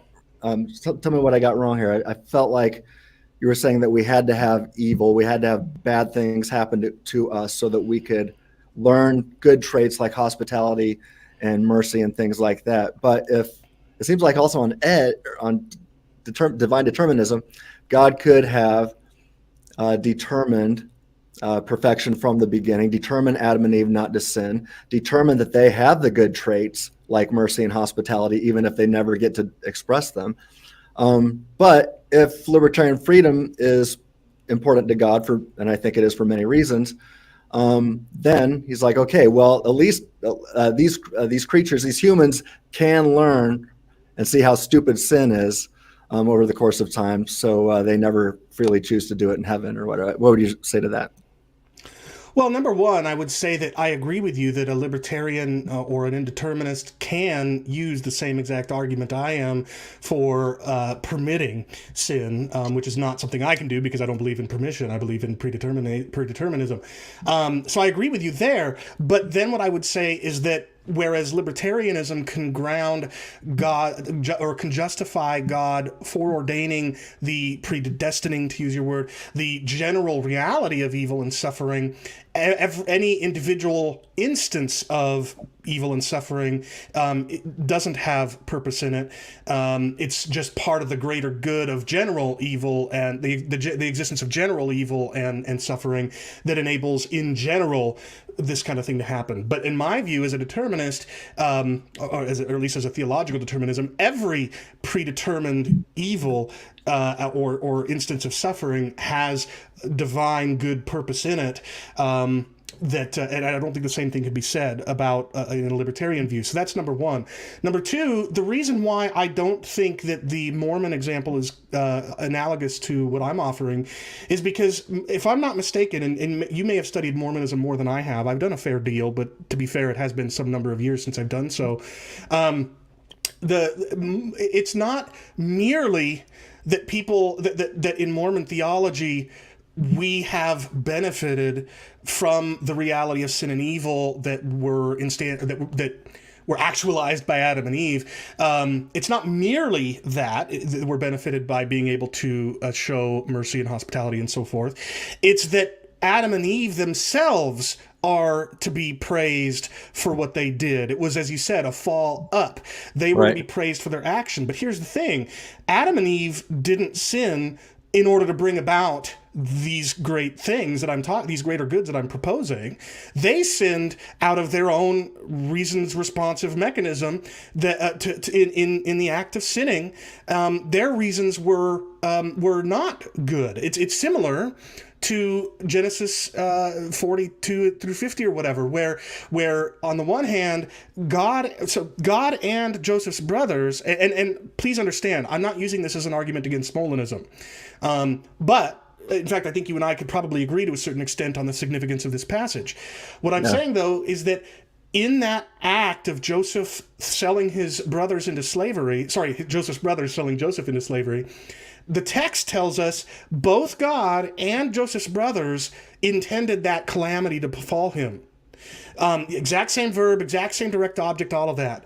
But the text says God did it for good, whereas Joseph's brothers did not. Well, so similarly, what I'm proposing is that God, number one, he's not the one sinning. He's predetermining sin, and I think that's a distinction. You may not. That's fine.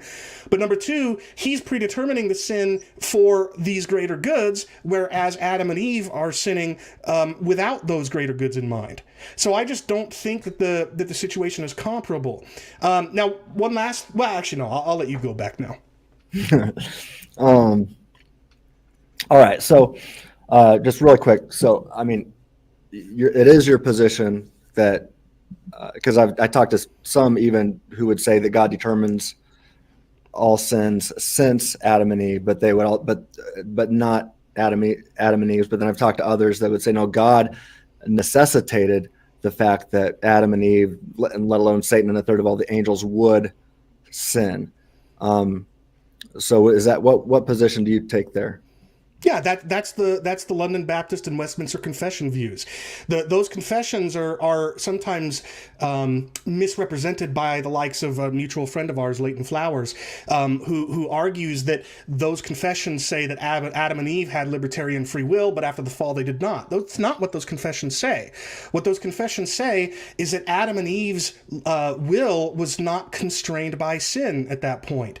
They were not influenced by sin the way that everybody since them have been, to choose what they ended up choosing. They had freedom that was not bound by sin. But those confessions also do say that what they did was predetermined by God. And yes, I absolutely affirm that. Okay. All right, cool.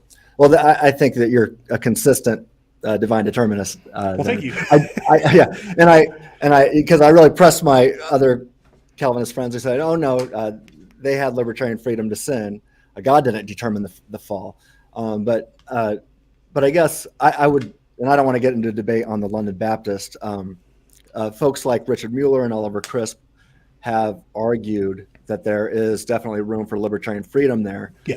And they're Calvinists, they're Reformed Calvinists, and so there's debate among people on your side.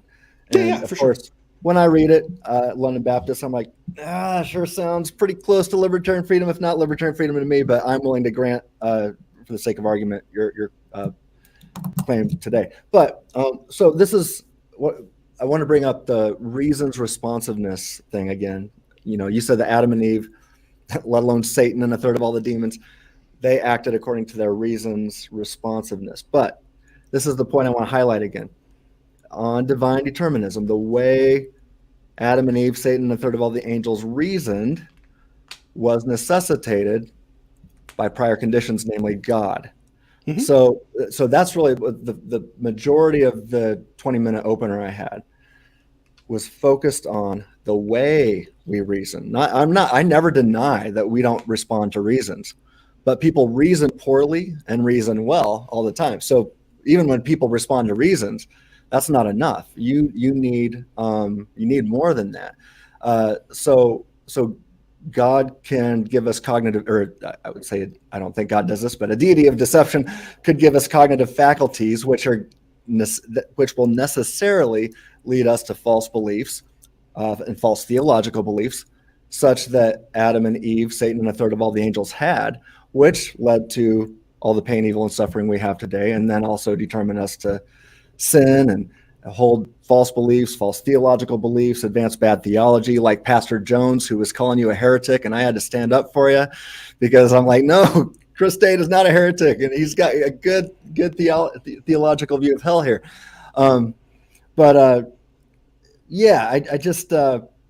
don't think saying, well, they've got reasons responsiveness. They responded the way they were supposed to, but yeah, that was determined. So help me out there. Yeah, so from my very fallible and less educated position, it seems to me that just because a choice is determined does not mean that a person isn't reasoning and choosing the action that they want.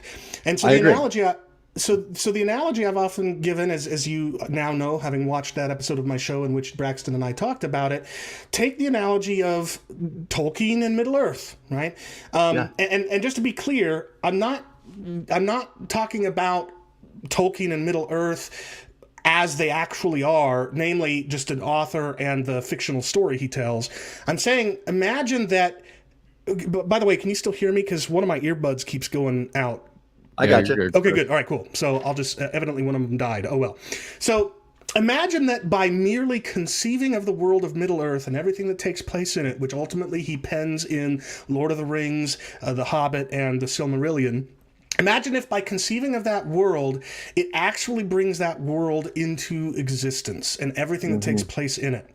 Now, obviously, that world would not be in this world, right? It's not like you can say that at point X in time here, it's point Y in time in Middle-earth, and they're both moving forward. No, the entirety of the timeline of Middle-earth, including if it's an infinite future, is accessible to Tolkien at that moment in our time. So there's that transcendence between our world and the world of Middle-earth. And yes, Tolkien has predetermined everything that takes place in the world of Middle-earth. So, for example, he predetermines by conceiving of the world and everything that takes place in it that Frodo, when he, after his long, arduous trip with Sam to Mount Doom, Samwise, at the mouth of Mount Doom, he gives in, he succumbs to the temptation imposed upon him by the One Ring, and decides, I'm not going to throw the ring into the fire. Now, thankfully, as those of us who are as nerdy as I am know, thankfully, Smeagol or Gollum comes out of nowhere and wrests the ring from his hand and falls into Mount Doom with it. And so thank goodness that the end story resulted. But the point is, Frodo was predetermined by Tolkien to succumb to that temptation and refuse to throw the ring into the fire. But in this analogy that I've offered, whereby conceiving of Middle-earth, Tolkien predetermines everything that takes place in it, you can't. There's no basis for saying that Frodo is simply a passive cog in a wheel through which actions are being taken. In this analogy, he is a real human, a real hobbit in a real world with a brain, with a mind. He's deliberating. Yes, he's under certain degrees of influence from the One Ring, just like you and I are under certain influences of sin and so forth. Yes, all of that is true, but there's nothing forcing Frodo's hand. There is no chain of dominoes falling or of neurons firing as the result of mechanistically of stimuli being received in via the senses. There's nothing like that. Yes, there is one and only one antecedent condition that necessitates Frodo's action, and that is the mere fact that Tolkien decreed it to happen. But so what? There's nothing forcing Tolkien's hand. He's not being forced, coerced, manipulated, or anything of the sort. He's not a passive cog. He is genuinely making a decision. And to me, Now, you may not share that same intuition, but that is the intuition I have. And as a result, it seems to me that likewise, if I sin, even if I'm predetermined to, I can still make that choice freely and be held responsible for it, even if God's decree necessitated that I do it. Can I jump in for just a second? Tim, yeah. Go ahead. Please let me, go ahead. I'll go after you. Okay, cool. Because I just want to ask this before I lose it. So on your view, awesome. I mean, it's so thoughtful. I mean, and look, by the way, Chris, I know that some have said, well, C.S. Lewis offered the author analogy first, but I got it from Parker Pense, I think. What is his name? Parker Pense? Anyway, go ahead. Yeah, well, Parker Selecase. Selecase, that's right. Yeah, Parker Selecase. But that might be true. But I believe that you came up with this independently of him. And I know exactly what that's like because I've offered an argument, the free thinking argument. Everybody's like, oh, C.S. Lewis did that first. I'm like, I didn't know. And then I went and read it. I'm like, oh, yeah, very similar. But whenever you think you have a unique idea, just, it's good to know that C.S. Lewis probably already thought of it. Anyway, here's my question.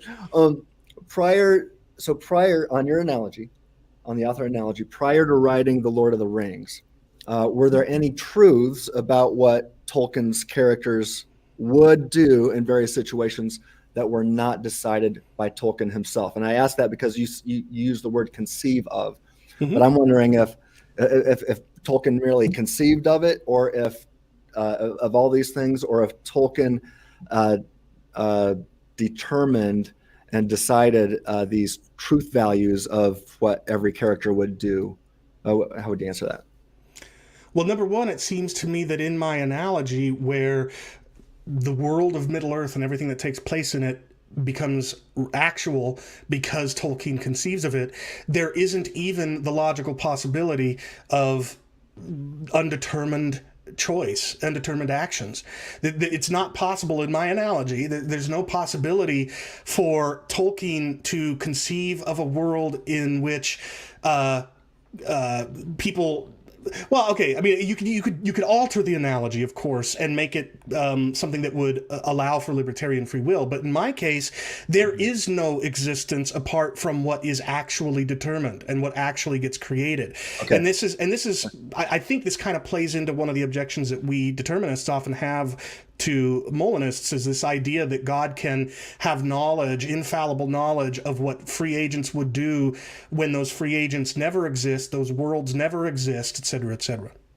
Okay, so, all right, let me try to rephrase that. So is there any truths about how Frodo or what Frodo would do in various situations that were not decided by Tolkien himself? No, everything in my analogy, everything that takes place in Middle-earth is what Tolkien decided would happen in Middle-earth. Okay, so there are no truth conditions apart from his decisions. Okay, so it's more than he just conceived of it. He determines all the truth values, and he could have determined otherwise. Yeah, he could have written a very different story for sure. He could have conceived of a very different world and then penned that history instead of the history of Middle-earth. So Gollum could have repented, and Frodo could have freely chosen to, or Frodo could have been determined to throw the ring in on his own. Well, had Tolkien decided otherwise, yes. Right. So that's my point. That Tolkien, on your analogy, with determinism, is not just conceiving of the story, but he is determining every truth value about what every character, how they will act. Well, that's why the way I put it was, by conceiving of Middle-earth and everything that would take place in it, he determines everything that would take place in it. I'm trying to say that his conception of, before there was such a conception of Middle-earth, none of this existed in my analogy. Yeah. But once he conceived of Middle-earth and everything that takes place in it, the conception of it is what creates that world. Yeah. Okay, that helps. So, I'm glad this got brought up, because I've been thinking about your analogy for especially the last couple of weeks, just preparing for this, and I do think it's a great. It's very thoughtful and really thought out. And I do, like you said, it's I can just tweak it just a little bit and use it myself. And in fact, I think I think I will moving forward. I'll give you the credit. Sweet. But just let me ask you this. Because I'll be honest, I think you've got a brighter future than I do. So if I get some name dropping from you occasionally, it'll be glorious. Well, I'll tell you what, Chris. Let's both bring each other up. What do you say? That sounds great. Love it. Yeah. So help me get this down, because this is where my intuition is struggling here. How is it that these characters, in which Tolkien is deciding all the truth values to how each character will think and act in the story, how is it that these characters can be said to not be compelled, which I've heard you say before, since Tolkien has made their decisions for them, and he could have just chosen otherwise for them? You say that nothing is forcing Frodo's hand, except for the fact that Tolkien decided the truth value of how Frodo's hand would move. So that's where I'm like, I don't think that doesn't work for me. What am I missing? Well, but what I'm missing, what I don't understand is what causal activity is taken by a truth value. What I mean is, if Tolkien decides that the truth value of the question, will Frodo succumb to the temptation by the One Ring and refuse to throw it into the fires of Mount Doom, I don't see how deciding that truth value has an effect, causes Frodo to act the way that he does. So I put myself in the shoes of Samwise, let's say. I'm Samwise Gamgee, and I'm pleading with Frodo to throw that ring into the fire. And let's say that I'm like Samwise, I'm Super Sam. So I'm not only Samwise, but I also am able to read Frodo's mind, and I can see how all the various circumstances he's in are influencing his decision making and everything. Let's just say I have access to all that. But I'm not Tolkien, so I'm not outside of time. I wasn't the one who predetermined it, but I do have the ability to see what's going on in Frodo's mind. Well, then if I put myself in those shoes, when I look theoretically at what's going on in Frodo's mind, I'm not seeing strings, proverbially speaking, being pulled. I'm not seeing truth values reaching down into the immanent world from the transcendent one and forcing Frodo to do what he does. I literally cannot identify any event, any action, any cause in time that is resulting in them doing Frodo deciding not to throw that ring in the fire. Yes, he is determined, because Tolkien, outside of Middle-earth, transcending Middle-earth, has decided the truth value. But again, truth values are not things that do anything. So there's nothing at the time that Frodo is throwing that ring into the fire. There's nothing moving his strings or moving his limbs as if a puppeteer. And because I can't identify anything in that other than the transcendent reality that Tolkien has already decided that that's what will happen, I don't see any reason to think it's analogous to puppets or robots or anything of the sort. Yeah, I think because it happened before in the past, whenever God decided to decree and not in the present now. But before and past aren't really the right words for this, because when we talk about Tolkien predetermining everything that takes place in Middle-earth, he's not doing that before Frodo throws the ring into the fire. He's doing it outside of the time that Frodo is in, right? There is no before the world of Middle-earth in Middle-earth. And in the same way, I don't think that God exists in time. He created space-time, in my view, anyway. Right. Oh, right. Okay. Yeah. Oh man, I mean that could lead us to a great discussion. I agree. God created the space-time universe. He also created time that is time began to exist. That's not even part of the universe. There's different kinds of time we need to differentiate between here. But that's neither here nor there, at least right now. Well, I'll just say this.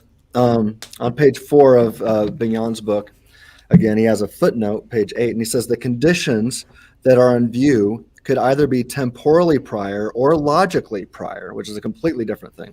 Yep. Thus, leaving room for things like backwards causation or the possibility of a timeless God causing things to occur in time or our time.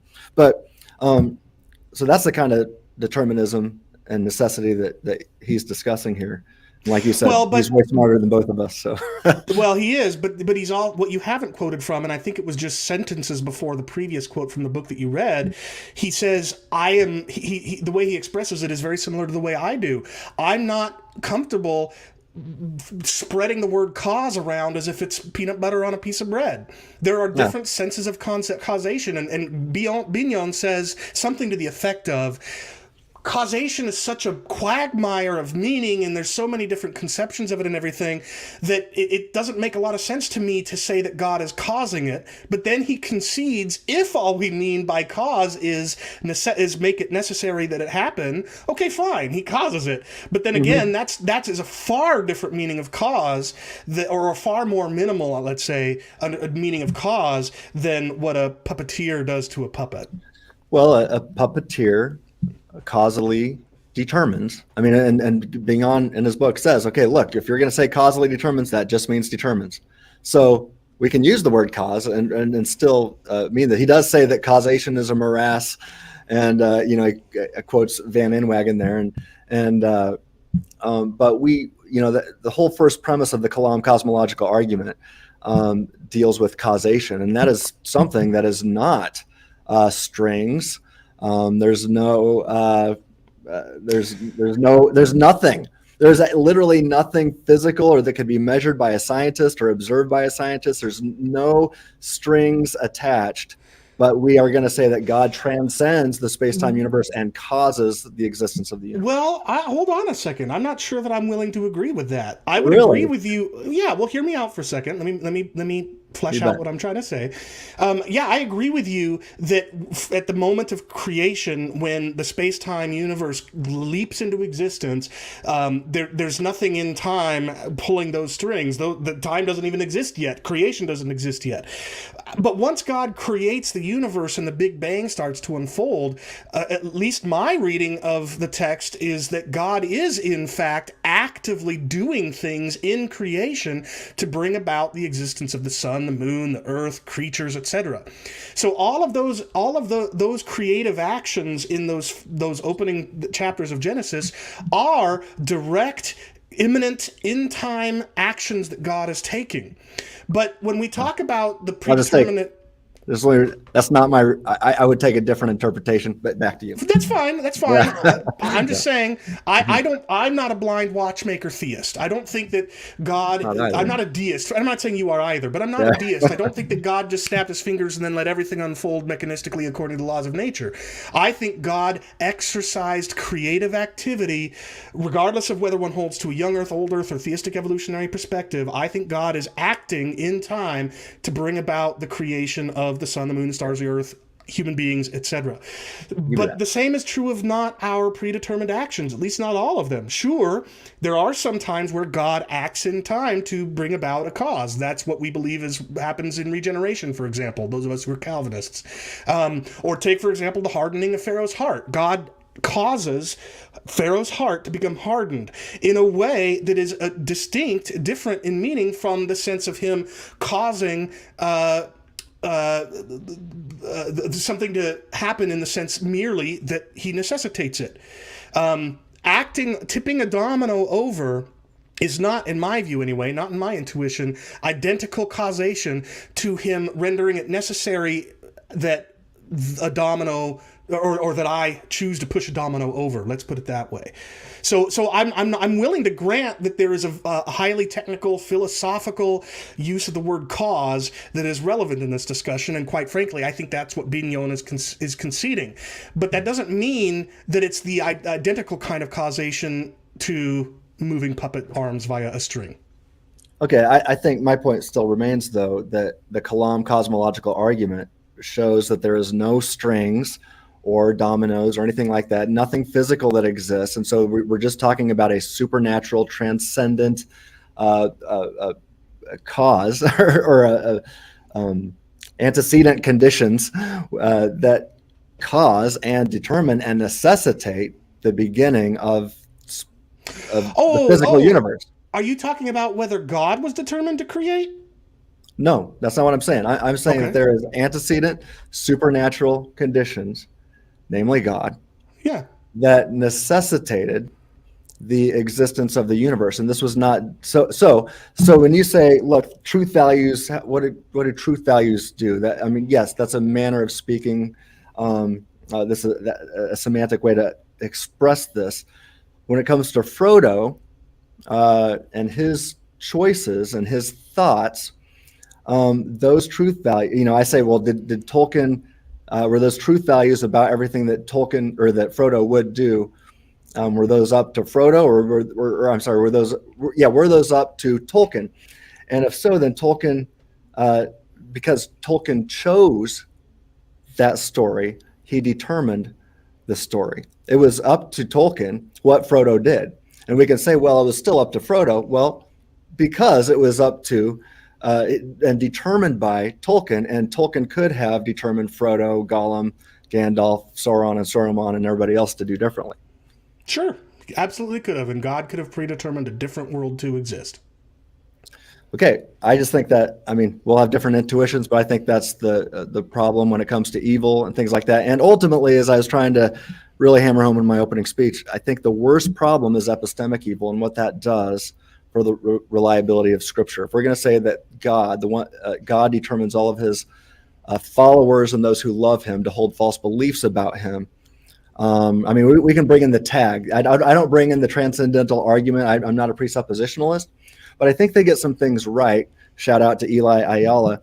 But with the presuppositionalist, you have to what they're trying to show is that there's got to be some things, some starting points that we presuppose. And I'm just going to say one thing you cannot presuppose is that God determines all of his loyal followers, every Christian, every theologian, that God determines all of them to hold false beliefs about God. Because if that's the case, the whole thing blows up.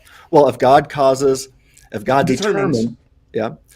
determines, necessitates every one of his followers to hold false theological beliefs, the next question is, how do I know which beliefs that I believe are justified but are actually false, determined by God, are true and which are false? And now you don't stand, as I explained in my opening speech, now you don't stand in a position, because that's like saying, wondering if CNN is trustworthy, and you get fact checkers saying that CNN is the most trusted name in news, but then you find out that the fact checkers work for CNN. Yeah, boom, it all blows up. This CNN didn't become incarnate and die for me, so I'm not really persuaded by that argument. But see, that's a theological belief.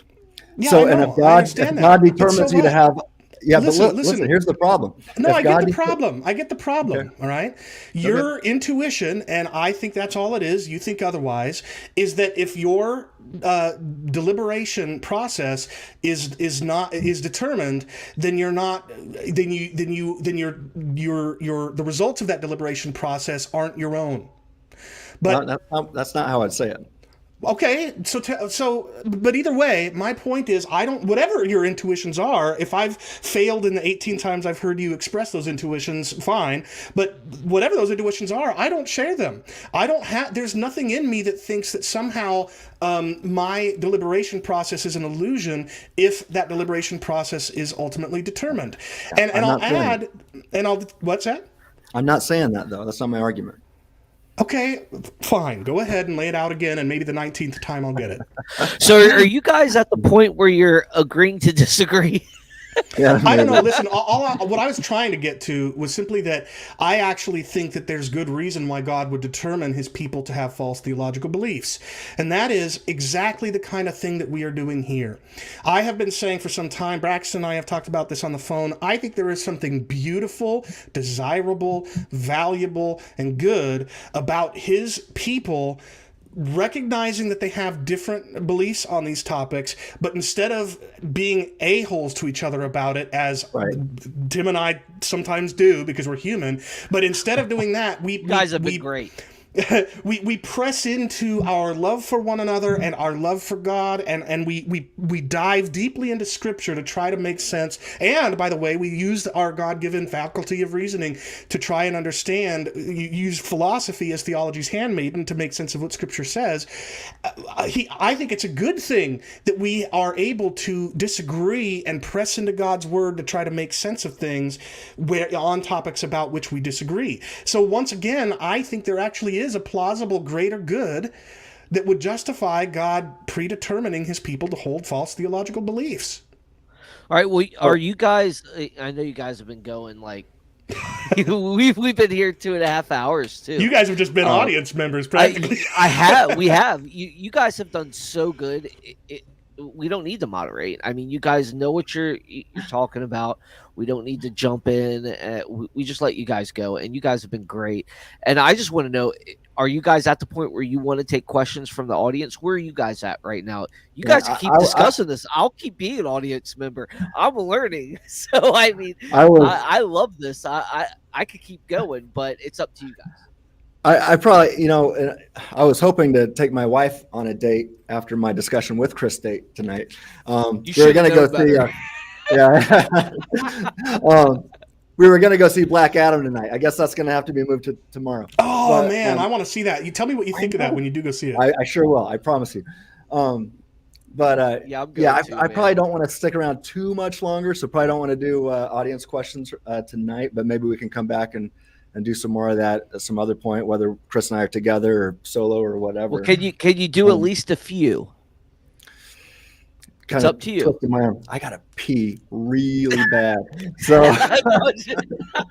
we'll respect your wishes. Tyler, I'll give it to you.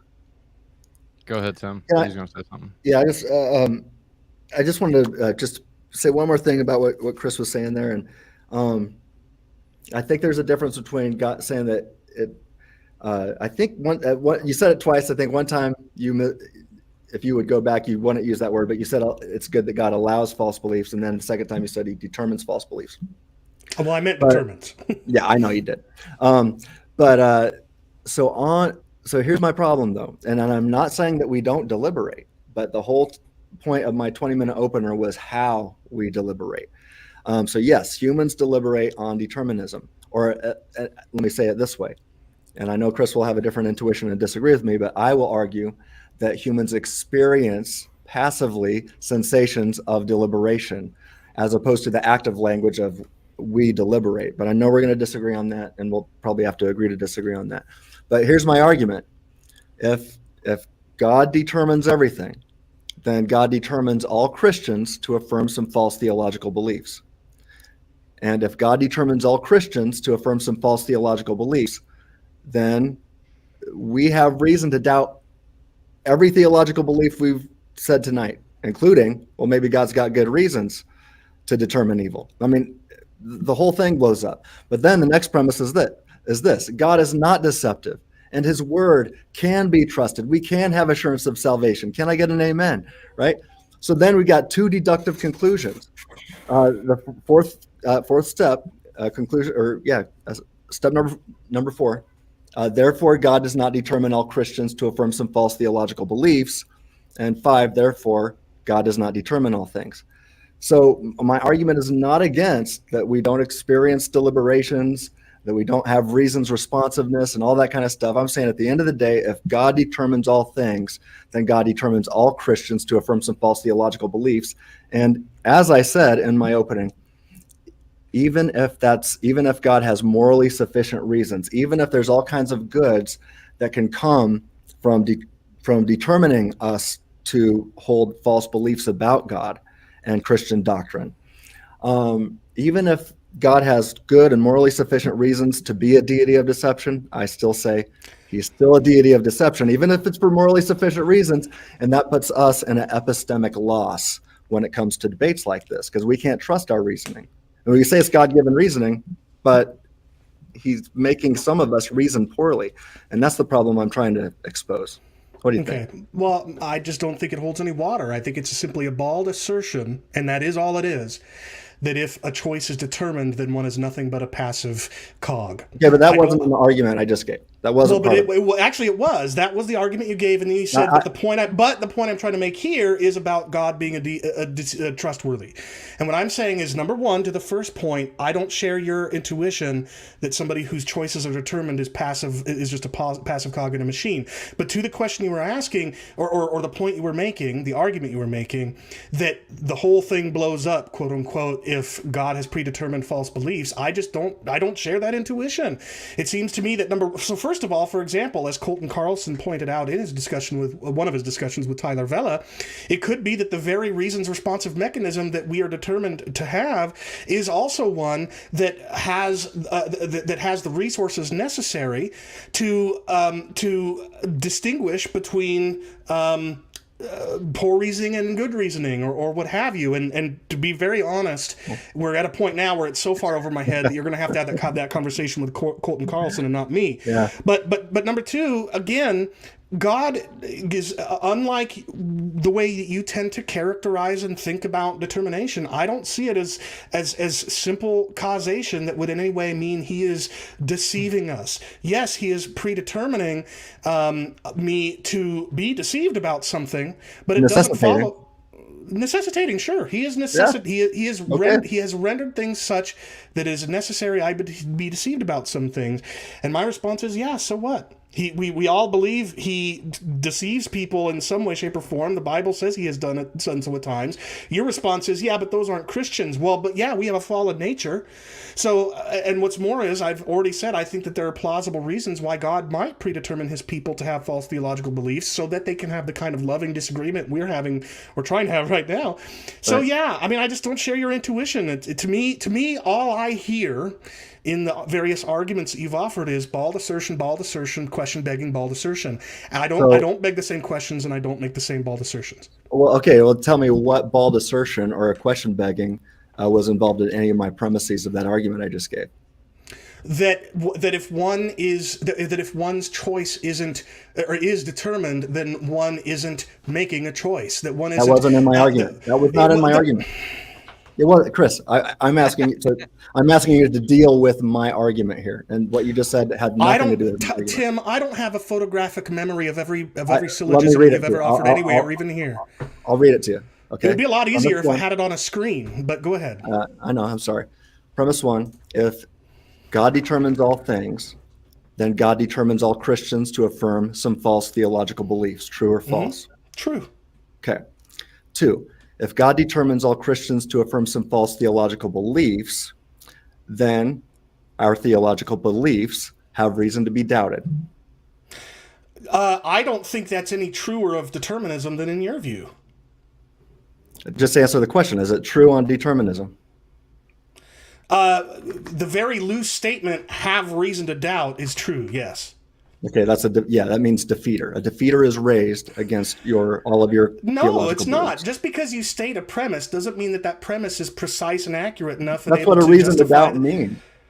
Reason to doubt means I can't even finish a goddamn sentence.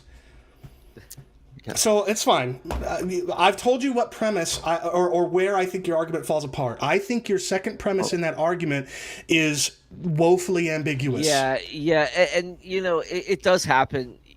You guys have gone a long time to where patience can get muddled, but you guys have done great. And and I'm just gonna jump in and just say, guys, this has been great. I mean, man, both of you have got me thinking in so many different ways, and to the point where I'm texting some of my coaches hey, this is awesome.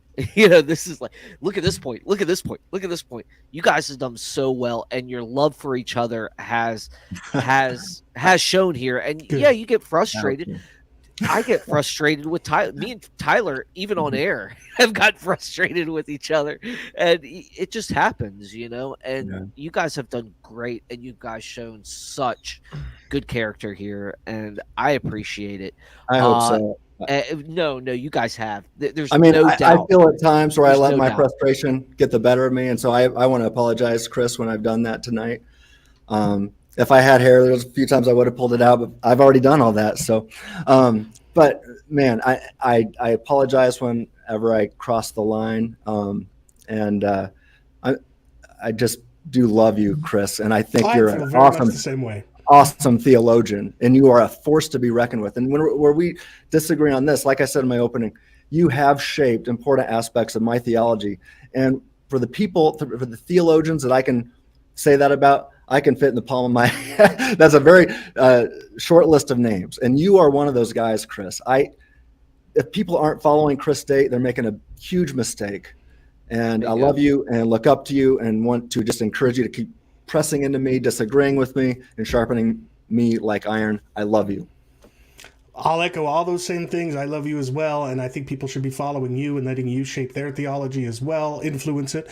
The one thing I'll add, not that you would disagree in any way, is that I've been saying for some time now in closing statements like these that that possibly the truest understanding of soteriology and of foreknowledge and so forth plausibly is not straight down the line Calvinistic theistic theological determinism, or straight down the line Molinism and a middle knowledge and feasible worlds, and maybe it's not straight down the line simple foreknowledge Arminianism or provisionism or et cetera, et cetera. Maybe plausibly the truth is something that no Christian has yet really gotten to.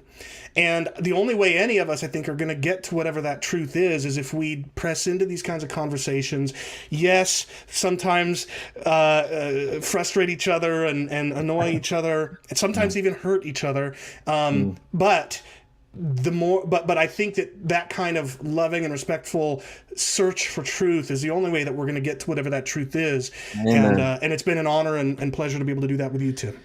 Yeah, and I just want to say that both of you guys, I'm saying with all my heart, have influenced me. You know, when I first heard Chris, it was on Leighton Flowers' show. I had just started listening to Leighton Flowers, right? And Chris was on there. So let me check this guy, Chris Dade, out, right? And then I started listening to your debate, started listening to things that you've said, and I was like, man, you know, this is really great. And then Tim, I told Tim last time he was with us that, you know, it was just by happen chance that I looked at a reasonable faith thing, and he's talking about like what apologetics did to him, and it's just I was just getting into apologetics, you know. So I mean, you guys have been at the forefront. This is why I call you guys like legends and stuff like this, because you guys have been heavy hitters in my life. And you know, I take what you guys have said, and I've taken what I've learned from you guys, and I take it to my workforce. You know, I take it to the streets. I take it to whoever I talk to, the friends I make and stuff like that. And, you know, part of you guys are in there. And, you know, it's all because we worship and we love the same God. Amen. Amen. You know, and gosh, I mean, it's what he does with us. You know, it's what he does to us. You know, it's that look where I told my friends, like, on Facebook this week, I said, you know, you guys get excited when someone scores a touchdown. Chris, you might get excited when a goal goes off in the, you know. I actually get even more excited when a goaltender makes a really awesome save, because that's what I was when I played. Yeah, you know, I played a lot of street hockey too, and you know, I love the Caps, so that's just me.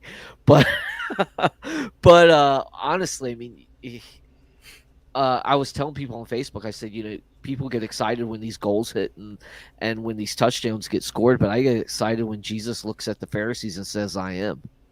And I was like, you know, that's what really gets me excited. Yeah. And with you guys' talk tonight, I mean, I've learned so much, and I'm sure Tyler, I'm going to kick it to him in a minute. He agrees, man. And, you know, thanks guys for coming on, and maybe we can do a part 2, but not a part 2 of the debate, but a part 2 of answering people's questions. Because we got a lot. We did. You guys have got people talking, you know, and that's what we're here for. That's what we're here. We're here to learn and discover the truth together. Tyler, go ahead, man. Nah, I think if I say anything else, it'll be just superfluous. So out of respect for Tim and his bladder, I will go ahead and thank you. Absolutely. And end this now. So catch us next time on Faith Unaltered. I just want to extend my gratitude to Tim and Chris. Thank you guys for joining us. Hope we can have you back. But until then, God bless, good night, and stay like Christ.